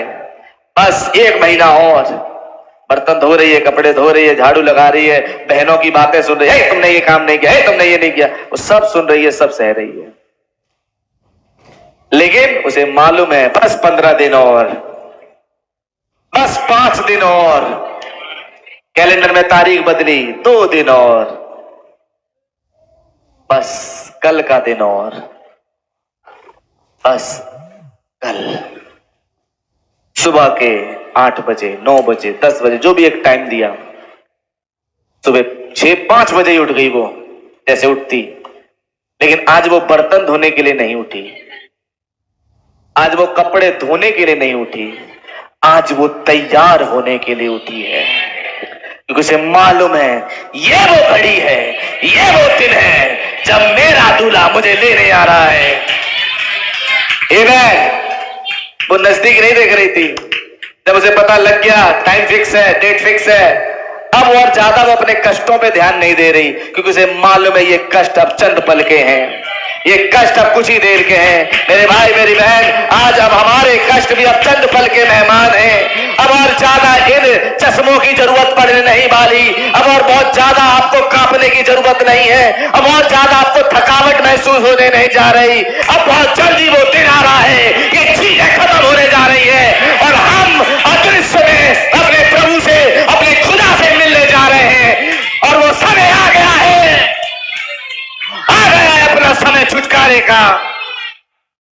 हालेलुया। अब और ज्यादा नहीं, अब तो और देर नहीं होगी। जब वो चिकनी चुपड़ी बातों से लोगों को भक्तिहीन करेगा, वो समय होगा कि जो लोग खुदा का ज्ञान रखते हैं वो अद्भुत काम करेंगे, वो पराक्रम के काम करेंगे। ओ हालेलुया। अब और थोड़ी देर रह गई है, देर और, बहुत दिन नहीं, अब थोड़ी देर। आमीन। जैसे प्रभु यीशु मसीह ने कहा थोड़ी देर और रह गई है कि जगत मुझे नहीं देखेगा, लेकिन तुम मुझे देखोगे। ऐसे अब दुल्हन के लिए वो कहते हैं थोड़ी देर और रह गई है कि तुम्हें अब ये जगत देखेगा नहीं, लेकिन तुम मुझे देखोगे। आमीन। क्या आप समझ रहे हैं? नबी कह रहे हैं आगे, एंड फेथ डज दैट, अब विश्वास ये करता है। Faith picks up God's binoculars, विश्वास खुदा की दूरबीन लेता है। Both of them, both sides, दोनों दूरबीनों को, और दोनों तरफ से, the new and old testament, पुराना नियम और नया नियम। आज मैं कहूं ये तो पूरा एक है, और अब एक और है। ये दोनों दूरबीन यूं लगाता है आंखों पे, और वो दूर तक देखता है। समझ में आ रही बात? And sees every promise that he made, और हर एक उस वायदे को जो उन्होंने किए, उस वायदे को वो देखता है। आमीन। क्या समझ रहे हैं? And faith sees it out yonder, और विश्वास इसे वहां परे देखता है। And faith chooses that regardless of what the present tense says here, और इसे फर्क, विश्वास तो उस दूर वाले दृष्टि को देख चुनता है, उसे इससे कोई फर्क नहीं पड़ता कि वो यहां वर्तमान में मेरे साथ क्या हो रहा है। वो ये नहीं देखता मैं यहां पर कितने कष्ट में हूं। लाजर अपने फोड़ों पर नजर नहीं लगाए हुए था, क्योंकि लाजर को पता था कि इन्हीं किन्हीं दिनों में मैं पिता इब्राहिम की गोद में होऊंगा। उसे मालूम था ये फोड़े और ज्यादा मुझे तंग नहीं करेंगे। उसे मालूम था ये और ज्यादा मुझे धनवान की जूठन खानी नहीं पड़ेगी। उसे मालूम था ये और ज्यादा कुत्ते मुझे अब तंग करेंगे नहीं जो मेरे घावों को चाटते हैं। उसे मालूम था ये मक्खियां और ज्यादा मुझे तंग नहीं करने जा रही। इन्हीं किन्हीं दिनों में मैं उठाकर महिमा में पहुंचा दिया जाऊंगा। आमीन। वो अपने घावों को नहीं देख रहा, वो एक ऐसी देह को देख रहा है जिसमें कोई घाव नहीं, जिसमें कोई तकलीफ नहीं। आमीन। वो एक ऐसी देह को देख रहा है। He looks at the end. वो तो अंत पे देखता है कि अंत पे क्या होता है। He don't drop his sights down to look this away. वो अपनी नजर यहां नहीं डालता कि यहां देखे या यहां देखे, वो अपनी नजर दूर डालता है कि वहां पर्दे के पार देखे वहां क्या हो रहा है। Amen. He looks out yonder. वो वहां परे देखता है। He keeps the crosshair dead center on the word. वो अपना केंद्र वचन पर बनाए रखता है। वो अपनी नजरें वचन पर टिकाए रखता है। That's what faith does. यही है जो विश्वास करता है। That's the faith that's in a man that does those things. अब ये वो विश्वास है जो किसी मनुष्य में उन कामों को करता है जो करने चाहिए।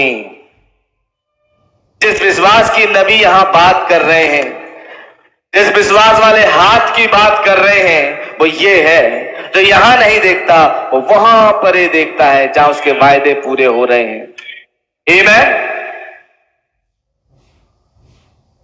थोड़ा सा आगे बढ़ता हूं, कुछ चीजें देखें। कह रहे परंतु यदि वह इतना ताकतवर हाथ है तो वह उस हरेक अड़चन को जो शैतान रख सकता है काट कर हटा सकता है और खुदा की हरेक प्रतिज्ञा को उसकी पुनरुत्थान की सामर्थ्य में तेजोमयी करके चमका सकता है।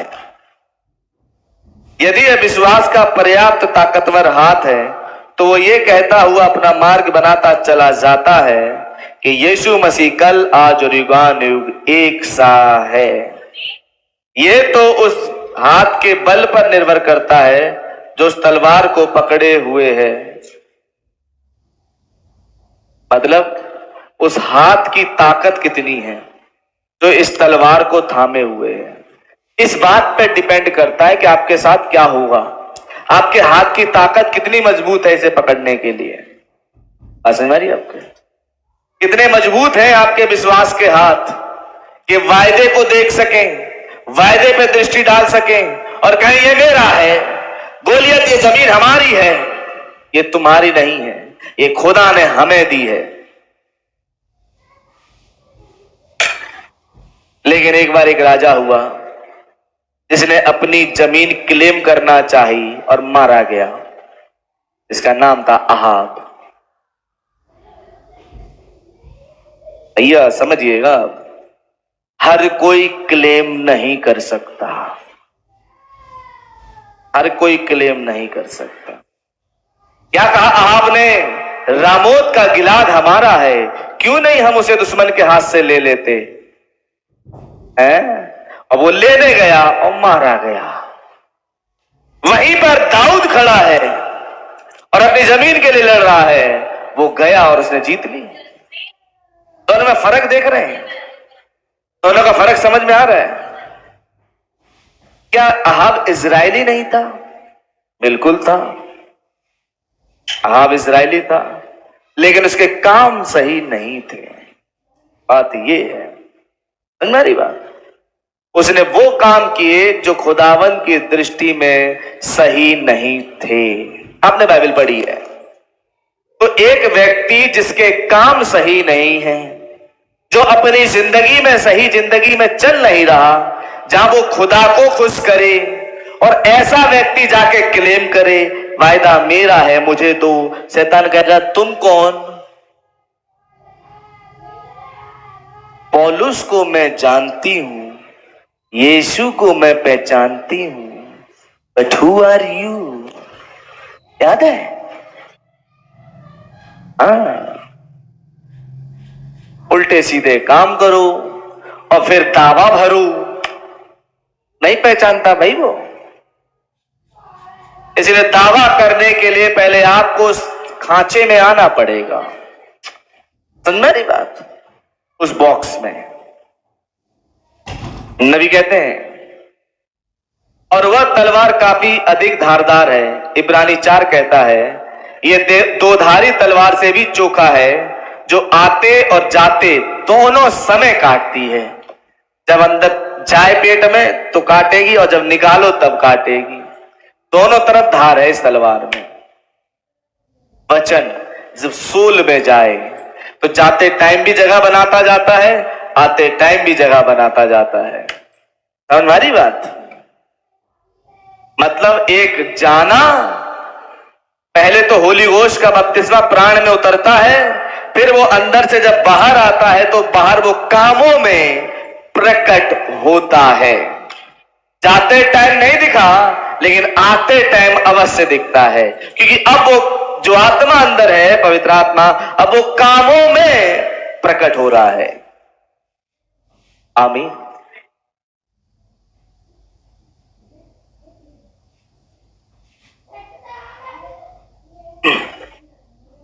तीसरे पैराग्राफ पे जाता हूं। अरे 1 मिनट, 29 पढ़ता हूं। और इसमें उसे कसकर पकड़ो, उसे थामे रहो और शत्रु के सम्मुख चलो। कैसे कभी वह खतना रहित शत्रु अनंत खुदा की उपस्थिति में खड़ा रह सकता है? कभी नहीं रह सकता। ये खतना रहित परिस्थिति है क्या जो जीवते खुदा की सेना को ललकारे? आज शैतान है क्या जो खुदावंत की जीवती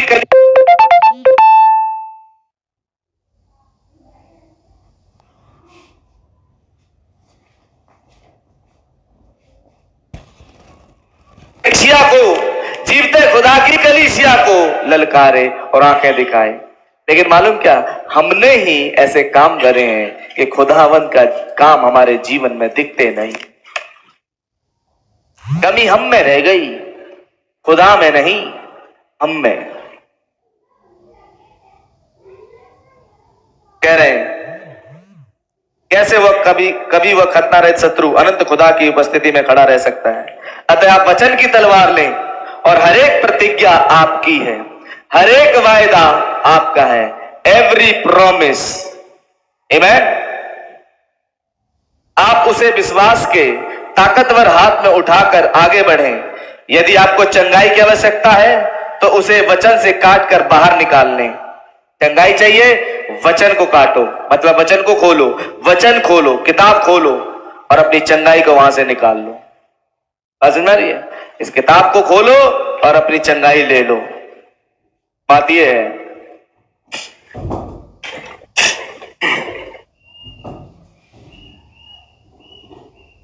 कि यीशु मसीह कल, आज और युगान युग एक सा है। यदि आपको उद्धार की आवश्यकता है, हर एक वह प्रतिज्ञा जो बाइबल में है वह आपकी है, वह उसमें रखी हुई है और शैतान उसे आपसे छिपा कर रखने की चेष्टा कर रहा होता है। हर एक प्रतिज्ञा बाइबल में मेरे और आपकी है, लेकिन शैतान उसे छिपा कर हमसे रखना चाहता है कि हम उसे ढूंढ ना पाए। अब आप समझिए इसका मतलब क्या है।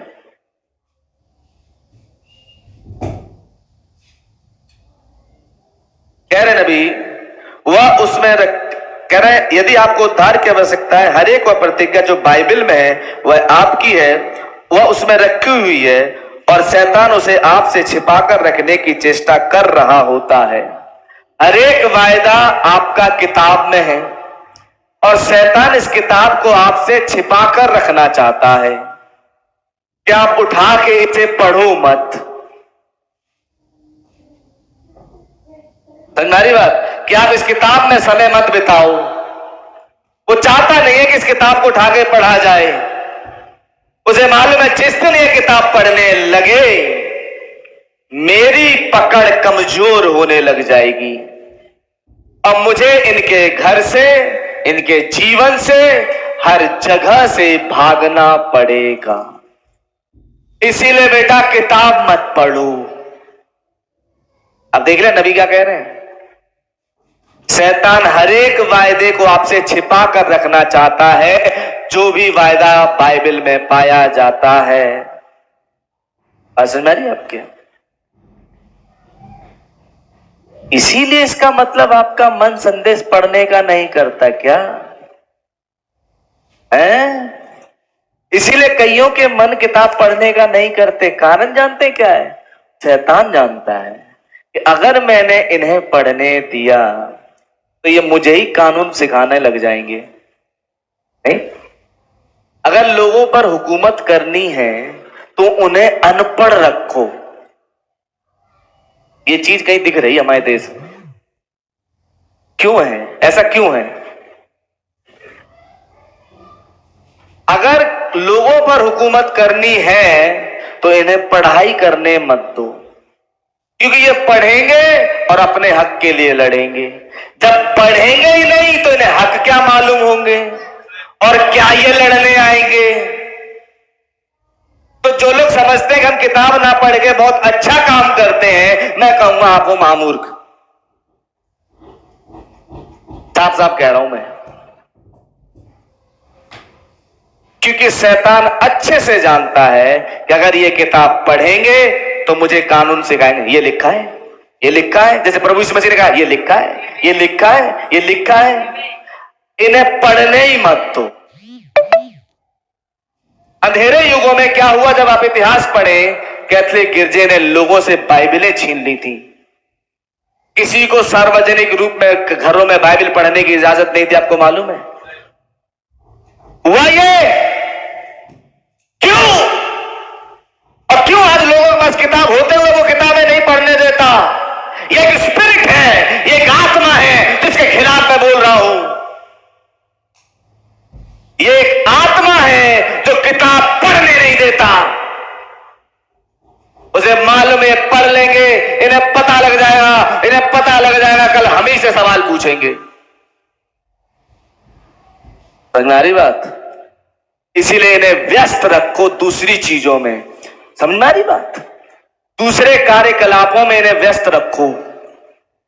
समझ में आ रही बात? एक कितनी बड़ी साजिश, कितनी बड़ी साजिश है जो शैतान खुदा के लोगों के लिए रच रहा है। और लोग सोचते हैं हम बहुत अच्छे हैं। आज जो लोग पढ़ाई लिखाई नहीं किए, अनपढ़ रह गए, स्कूल नहीं गए, आज रोते हैं। भैया हमने पढ़ाई लिखाई की होती तो हमें भी कानून पता होता, हम भी कानून जानते और तब इनकी खटिया खड़ी करते। तब इन्हें हम बताते। कई लोग बोलते हैं ऐसे ही। मैं कहूंगा अगर किताब पढ़ी होती तो शैतान की खाट खड़ी कर देते, क्योंकि किताब पढ़ते नहीं। अच्छा पूछो मैसेज पढ़ते हो? हाँ पढ़ रहे। कभी पढ़ा होगा या कभी पढ़ के छोड़ दिया होगा, उसी मैसेज का नाम ले लो। हाँ ये मैसेज पढ़ रहे हैं हम। अच्छा पढ़ नहीं रहे लेकिन पढ़ रहे। किसे धोखा दे रहे हो मेरे भाई? किसे दे रहे हो मेरे भाई धोखा? मुझे, खुदा को या खुद को? मैं इस किताब को पढ़ने की वैल्यू समझा रहा हूं या खड़े हो गए आपको? और मेहरबानी है खुदावंद की, रहम है कि खुदावंद का आत्मा आपसे बात कर रहा है और वो समझा रहा है इस किताब की वैल्यू। अरे उठा के पढ़ो, पता लगेगा कानून क्या है, पता लगेगा शैतान का सामना कैसे करना है, घर में मुसीबत आए तो कैसे लड़ना है, कैसे प्रॉब्लम्स पे हावी होना है।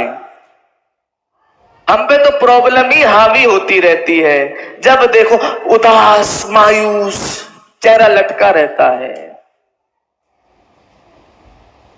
जानते हैं सबसे इस दुनिया के अंदर सबसे खुश इंसान कौन है? वो जो लाखों मुसीबतें जीवन में हो लेकिन चेहरे से हंसी दूर ना हो। जब मिलो मुस्कुराता चेहरा, जब देखो भाई साहब मुस्कुराहट फेस पे रहती है।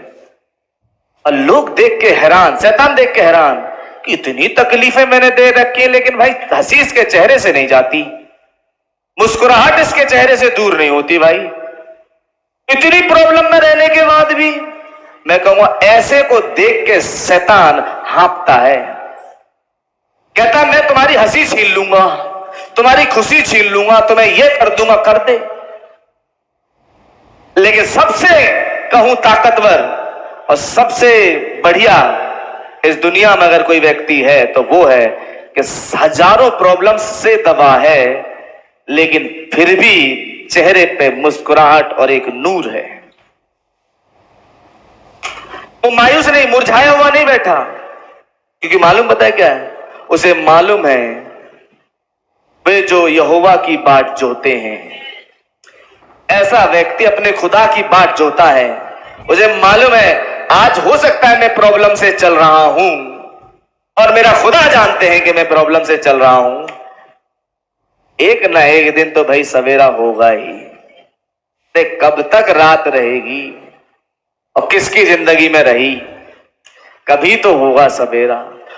तो वो उसके चेहरे पर जो मुस्कुराहट का कारण है वो उम्मीद और विश्वास है कि वो जानता है कि एक ना एक दिन तो सवेरा होना ही है। आमीन। बेशक आज मैं अंधेरी रात से गुजर रहा हूं लेकिन मेरे चेहरे की मुस्कुराहट बताएगी कि इस व्यक्ति को भरोसा है कि किसी ना किसी दिन इसका खुदा इसकी समस्याओं से इसे निकालेगा। याद है वो गुलाम जो गुलामों की मंडी में बिक रहा था और वो उसी अकड़ में खड़ा था, तो जो खरीदने वाला था कहता मुझे ये गुलाम चाहिए, कहता ये बिकाऊ नहीं है। क्यों? क्योंकि एक कबीले के सरदार का बेटा है और इसे विश्वास है कि जिस दिन ये आजाद होगा अपने कबीले का सरदार बनेगा अपने बाप की जगह पर, इसलिए इसके अंदर ये चीज है। ऐसे ही मेरे भाई, जब हमें विश्वास हो, आज बेशक हम परेशानी में हैं, हो सकता है आज हम कर्ज में डूबे हो, किसी भी चीज में परेशानी में हो सकता है, लेकिन एक भरोसा खुदावंत पे है कि एक दिन ये काली रात खत्म होगी। बस अब वो विश्वास में यहां नहीं देख रहा कि मैं यहां कितनी प्रॉब्लम में हूं, लेकिन वो उम्मीद और नजर वहां गाड़े हुए है, उसे मालूम है कि एक ना एक दिन मेरी इस रात का सवेरा होगा ही। क्योंकि जो यहोवा की बाट जोते हैं वे नया बल प्राप्त करते हैं। हो सकता है मैं आज बहुत परेशान हूं लेकिन मैंने तो अपना लंगर मसीह में डाल रखा है, और जब लंगर सही जगह पड़ा है कोई फिक्र नहीं इस जहाज को कि किधर जाएगा। इसे मालूम है लहरें इसे हिलाती रहेंगी लेकिन ये कहीं टूट नहीं सकता क्योंकि इसका लंगर किनारे पे मसीह में पड़ा है। आमीन। क्या आप समझ रहे हैं? एक व्यक्ति जो परेशान हो और वो मसीही है, सदरक मेशक अबेदनगो मौत की तरफ बढ़ रहे हैं, आग के भट्टे की तरफ बढ़ रहे हैं, लेकिन उनके माथे पे सिकन तक नहीं। अरे हम तो बहुत ही गए गुजरे लोग हैं, जरा सी प्रॉब्लम आती है माथे पे बल आ जाते हैं, अब क्या करें। मैं कहूंगा जब ये छोटी छोटी प्रॉब्लम में माथे पे बल आ जाते हैं और मौत से सामना हो रहा हो तब क्या होगा फिर? हैं? तब क्या होगा?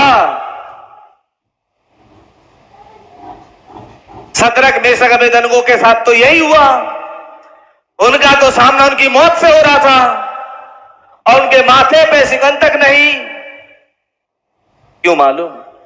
उन्होंने नबूकदनेस्सर से कहा हमारा खुदा तेरे हाथ से छुड़ाने में सामर्थी है, और यदि नहीं भी छुड़ाते हैं तो भी याद रख तेरी मूरत के आगे हम नहीं झुकने के, नहीं झुकने के।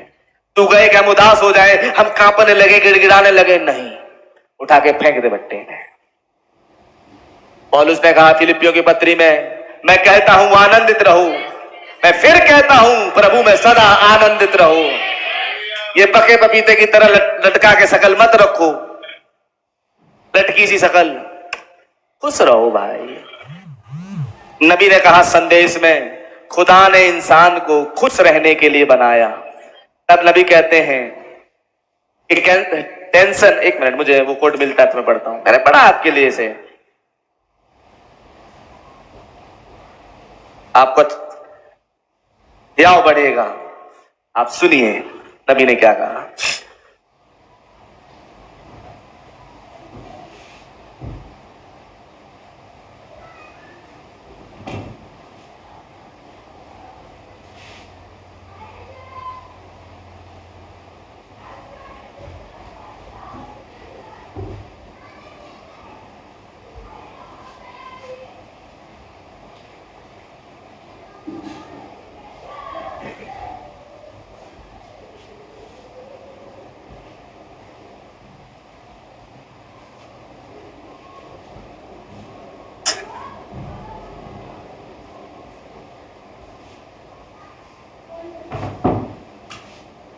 क्यों नहीं मिल रहा वो मुझे?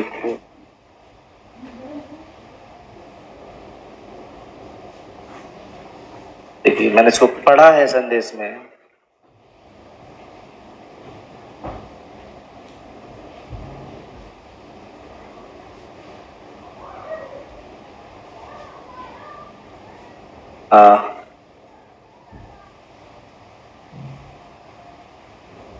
खैर, मैं बताता हूँ जो मुझे अभी मिल नहीं रहा, क्योंकि शायद में राइट वर्ड नहीं मुझे याद आ पा रहा है। लेकिन नबी ने कहा टेंशन कैंसर लाता है, टेंशन बीमारियां लाता है, और शैतान आपको टेंशन में रखना चाहता है ताकि आपको बीमार कर सके। आज सुन रही है आपके? तो टेंशन से बीमारी आती है, और नीति वचन में लिखा है आनंदित मन सबसे बड़ी औषधि है। दवाई चाहिए, खुश रहो। ये बीमारी का कारण जानते हैं क्या है? कई लोग बीमार हैं, रीजन जानते हैं? टेंशन। जबकि बाइबल कहती है कि आनंदित मन एक अच्छी औषधि है, तो फिर मन आनंदित क्यों नहीं रहता? सोचिए, क्योंकि शैतान जानता है कि अगर ये टेंशन में नहीं रहेंगे तो ये भले चंगे रहेंगे। समझ रही है? संदेश है गॉड हैज अ प्रोवाइडेड वे। नबी इसमें 57 पैराग्राफ पे कहते हैं सैटन फाइट्स हार्डर। शैतान बड़ी कठोर लड़ाई लड़ता है भाई, बड़ी सख्त लड़ाई लड़ता है शैतान। एवरीथिंग गोज रॉन्ग, हर चीज गलत हो रही होती है हमारे साथ, लगता है। Because Satan is trying to keep that people in tension, क्योंकि शैतान लोगों को टेंशन में रखना चाहता है। समझ आ रही बात? शैतान लोगों को काय में रखना चाहता है? तो जो टेंशन में रहते हैं उन्हें रखा किसने? शैतान ने। और अगर शैतान ने आपको टेंशन में रखा है तो कारण क्या है इसका? है? सुनिए, किस लिए? एंड एवरीथिंग एल्स, और तमाम चीजों में आपको उलझाकर रखता है, so that he can keep them away from this great time of strain that we are now entering into, ताकि वो उस स्थान में जहां अब हम प्रवेश कर रहे हैं, जहां की वो क्या हो, पराक्रम के काम हो, उससे हमें दूर रख सके। उसका मकसद हमें टेंशन में रखने का और हमें उलझनों में रखने का, हमें व्यस्त रखने का चीजों में, हमें व्यस्त रखने का कामों में, नौकरी पे, बिजनेस में हमें क्यों व्यस्त रखना चाहता है? ताकि हम जो एक महान अब दिन में प्रवेश करने जा रहे हैं, जहां खुदावंद अजूबे के काम करें, जहां अजूबे अचंभे के काम हो, जहां दुल्हन रैप्चर को प्राप्त करे, लोग उस जगह प्रवेश ना कर पाए। इसलिए टेंशन में रहो। जब रहो टेंशन में रहो, सर में दर्द, जब देखो टेंशन, जब देखो उदासी, जब देखो मायूसी, ये शैतान चाहता है। लेकिन नबी बताते हैं खुदा ने मनुष्य को टेंशन में नहीं बल्कि खुश रहने के लिए बनाया। जो खुश रहता है, ज्यादातर मामले आपको देखने मिलेंगे, जो खुश रहता है न तो उसे बीपी की प्रॉब्लम, ना उसे शुगर की प्रॉब्लम, ना उसे गोलियां खानी। क्यों? याद रखिएगा, खुदा ने मानव हृदय बनाया खुश रहने के लिए, कि ये खुश रहें। और एकमात्र आज हमारी समस्याओं का समाधान खुश रहना है। आप खुश रहना सीख जाओ, देखो आपके साथ क्या होता है। अरे समय भी हो चला, मैं चीजें रख नहीं पाया, लेकिन कुछ तो समझ में आ रहा है। बहुत सारी बातें रख दी लगभग 1.5 घंटे में, मैंने 1.5 पौने 2 घंटे हो गए।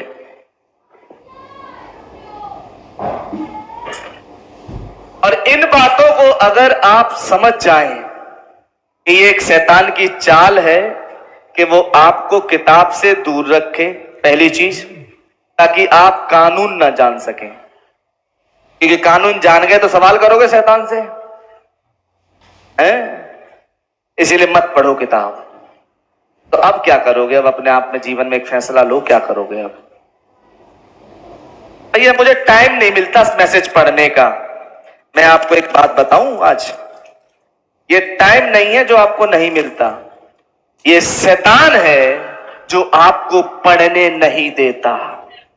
उसे मालूम है इसने किताब पढ़ना शुरू की, मुझे इसे छोड़ के जाना पड़ेगा, क्योंकि एक समय में हम दोनों यहां नहीं रह सकते, कि खुदा भी रहे और मैं भी रहूं, शैतान कहता है। समझ बात? तो अब अपने आप से एक वायदा करो, अपने आप से, कि अब चाहे कुछ भी हो शैतान, तुझे मुझे हराना है।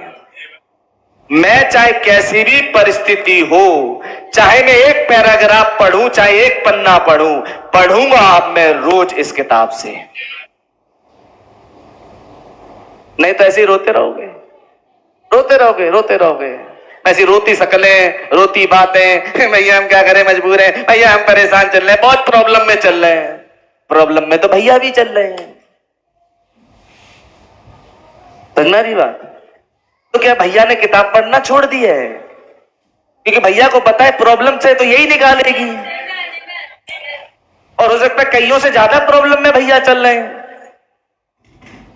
समझ रही बात? इस भैया की प्रॉब्लम जो आप दिखाते हो ना, प्रॉब्लम का रोना रोते हो, प्रॉब्लम प्रॉब्लम, मेरे साथ बैठो, प्रॉब्लम क्या होती है आपको रूबरू कराऊं कि मैं कैसी प्रॉब्लम से गुजरता हूं। भैया क्या करें, बड़े परेशान है, ये है वो है। भैया आप इसलिए परेशान है, फिर भी खुदा के रहम से मेरे चेहरे पे खुशी रहती है। इसके मैं अपनी बड़ाई नहीं लेता, ये तो इस किताब का कमाल है। हमारी बात, इस किताब का, जो कभी मुझे झुकने नहीं देती, जो मुझे कभी भी झुकने नहीं देती, जो हमेशा मुझे स्थिर खड़ा करके रखती है, वो ये किताब है। मैं गवाही के तौर पे कह रहा हूं इस बात को। समझ में? परिस्थिति हम सबकी खराब है, लेकिन क्या कारण है भाई कि एक आदमी इतना खुश रहता है, दूसरा इतना दुखी रहता है? कारण किताब का फर्क है भैया, याद रखना। क्योंकि जब मैं प्रॉब्लम में पड़ता हूं, मैं किताब को उठाता हूं, मुझे पता है मेरी सहायता इस किताब से आएगी। मैं जानता हूं मेरी प्रॉब्लम इस किताब में नहीं है, जिस प्रॉब्लम से मैं गुजर रहा हूं वो इस किताब में नहीं है। ध्यान से समझिएगा, कई लोग किताबें इसलिए नहीं पढ़ते क्योंकि उन्हें लगता है उनकी प्रॉब्लम किताब में नहीं है। हो सकता है कि आपकी प्रॉब्लम इस किताब में ना हो, लेकिन एक बात मुझे बोलने दें आज, प्रॉब्लम आपकी इस किताब में नहीं है, लेकिन सॉल्यूशन इसी किताब में है। हो सकता है पूरी किताब पढ़ जाओ और आपका पेट दर्द यहां कहीं ना हो, कि फलाने भाई के पेट में दर्द हो रहा है, चंगा हो जाए, हो सकता है ना हो। फलाने को खांसी है, ठीक हो जाए, हो सकता है इस किताब में लाइन ना आए वो, और आप पूरी मैसेज पढ़ गए, आपने कहा भाई मेरे से तो खुदा ने बात ही नहीं करी, लेकिन जो करी उस पर ध्यान ही नहीं दिया। वो पूरी किताब में सॉल्यूशन बताता रहा कि तुम्हारे पेट दर्द का सॉल्यूशन क्या है। तो आपने तो सिर्फ इस लाइन को ढूंढा पूरे मैसेज मिल जाए, पेट का दर्द या सिर का दर्द या मेरी ये, आपकी प्रॉब्लम यहां नहीं लिखी हो सकती। मैं आपसे एकदम साफ साफ कह रहा हूं, हो सकता है आपकी प्रॉब्लम यहां ना लिखी हो। मैं बार बार रिपीट कर रहा हूं इन सेंटेंसेस को। आपकी प्रॉब्लम यहां नहीं लिखी, लेकिन आपकी प्रॉब्लम का समाधान यहां लिखा है। आमीन। इसलिए इस किताब को उठाइए और पढ़िए। मैं आपको उत्साहित करूंगा किताब पढ़ने के लिए मेरे भाई। मैं सच बताता हूं, किताब पढ़ के देखो, कुछ दिन पढ़ो, इससे दोस्ती करो, इससे प्रेम करो, इसके साथ बैठो। जैसे अपने दोस्तों के साथ बैठते हो, अपने रिश्तेदारों से घंटों घंटों फोन पे लगे रहते हो, ऐसी अब किताब से थोड़ी दोस्ती करो और 1 महीने बाद अपनी परिस्थिति दिखाना, या थोड़े समय बाद मुझे बताना कि आपके साथ क्या हुआ। इस किताब से दोस्ती करो। मेरा तो एक ही मित्र यीशु। यीशु क्या ही दोस्त प्यारा। हमारी बात, इस किताब से दोस्ती करो भाई, इस किताब से। बस मैं खत्म कर रहा हूं। इस किताब से लगाव करो, इससे प्रेम करो, इससे बातें करो। जो फोन पे बातें करते हो ना सॉल्यूशन के लिए, यहां बातें करो। ये बताएगी कि क्या करना है, ये बताएगी कि क्या है करना। कई बार आपने दुआ करी कि आप प्रॉब्लम से निकलें, लेकिन दुआ करके आप उठे तो प्रॉब्लम से निकलेंगे क्या? आप तो दुआ के बाद प्रॉब्लम में और फंस गए, जो मेरे साथ हुआ। मैं दुआ करके काम करने गया, पता लगा मेरा काम क्या बनता, वो काम ऐसा फंस गया, आज 15-20 दिन से फंसा पड़ा है। वो काम दुआ के बाद ही किया मैंने, और अच्छा उसके बाद भी मुझे कोई टेंशन नहीं, क्योंकि मैं जानता हूं जैसी उनकी मर्जी है। मेरी दुआ के बाद बजाय काम बने बिगड़ गया तो भी मुझे कोई टेंशन नहीं। बिगड़ गया तो बिगड़ गया, अब ये हमारे हाथ में थोड़ा ही है। अगर आपके साथ, आप में से किसी के साथ ऐसा होता है जिसका विश्वास बहुत ही निम्न स्तर पर है, क्या कहेगा?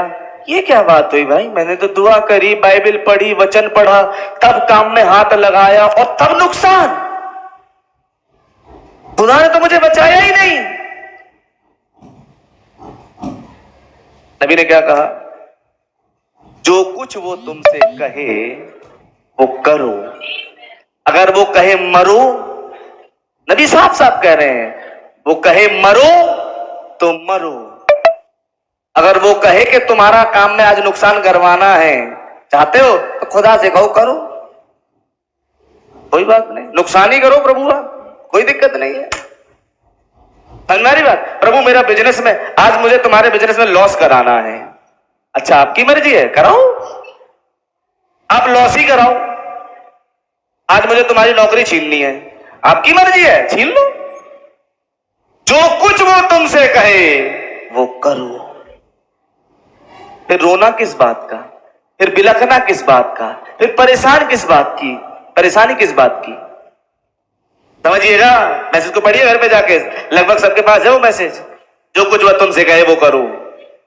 तो खुदा ने कहा प्रार्थना के बाद, बेटा मैं तुम्हारा नुकसान करना चाहता हूं, अब तुम्हारा नुकसान हो। मैंने कहा करो। अब क्या करेंगे? करो। अब कुछ तो कर नहीं सकते, अब उनकी मर्जी के आगे हम कुछ कर सकते हैं? खुदावंद ये क्या कर दिया, मुझे तो परेशान कर दिया, मैं तो और ज्यादा परेशानी में पड़ गया, बजाय इसके परेशानी में निकलता आपने तो मुझे और परेशानी में डाल दिया।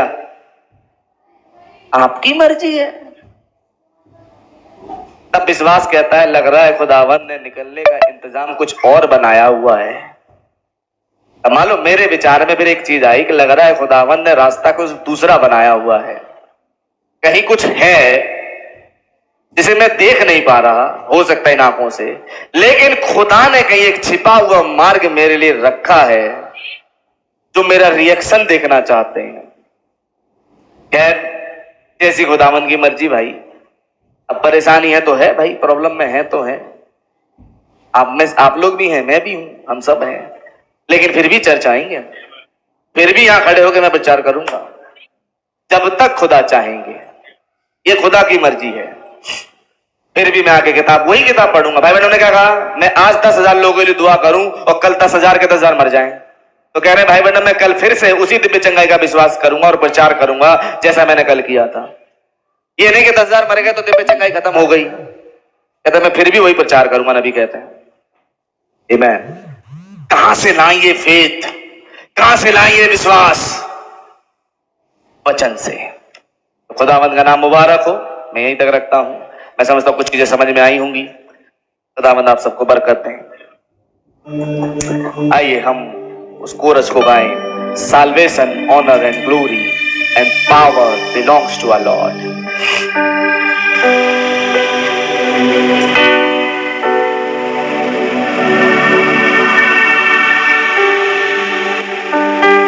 Hallelujah. Thank you Jesus.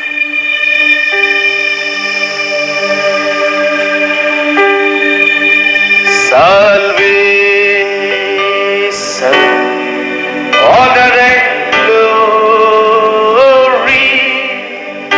and power belongs to our Lord. Salvation, honor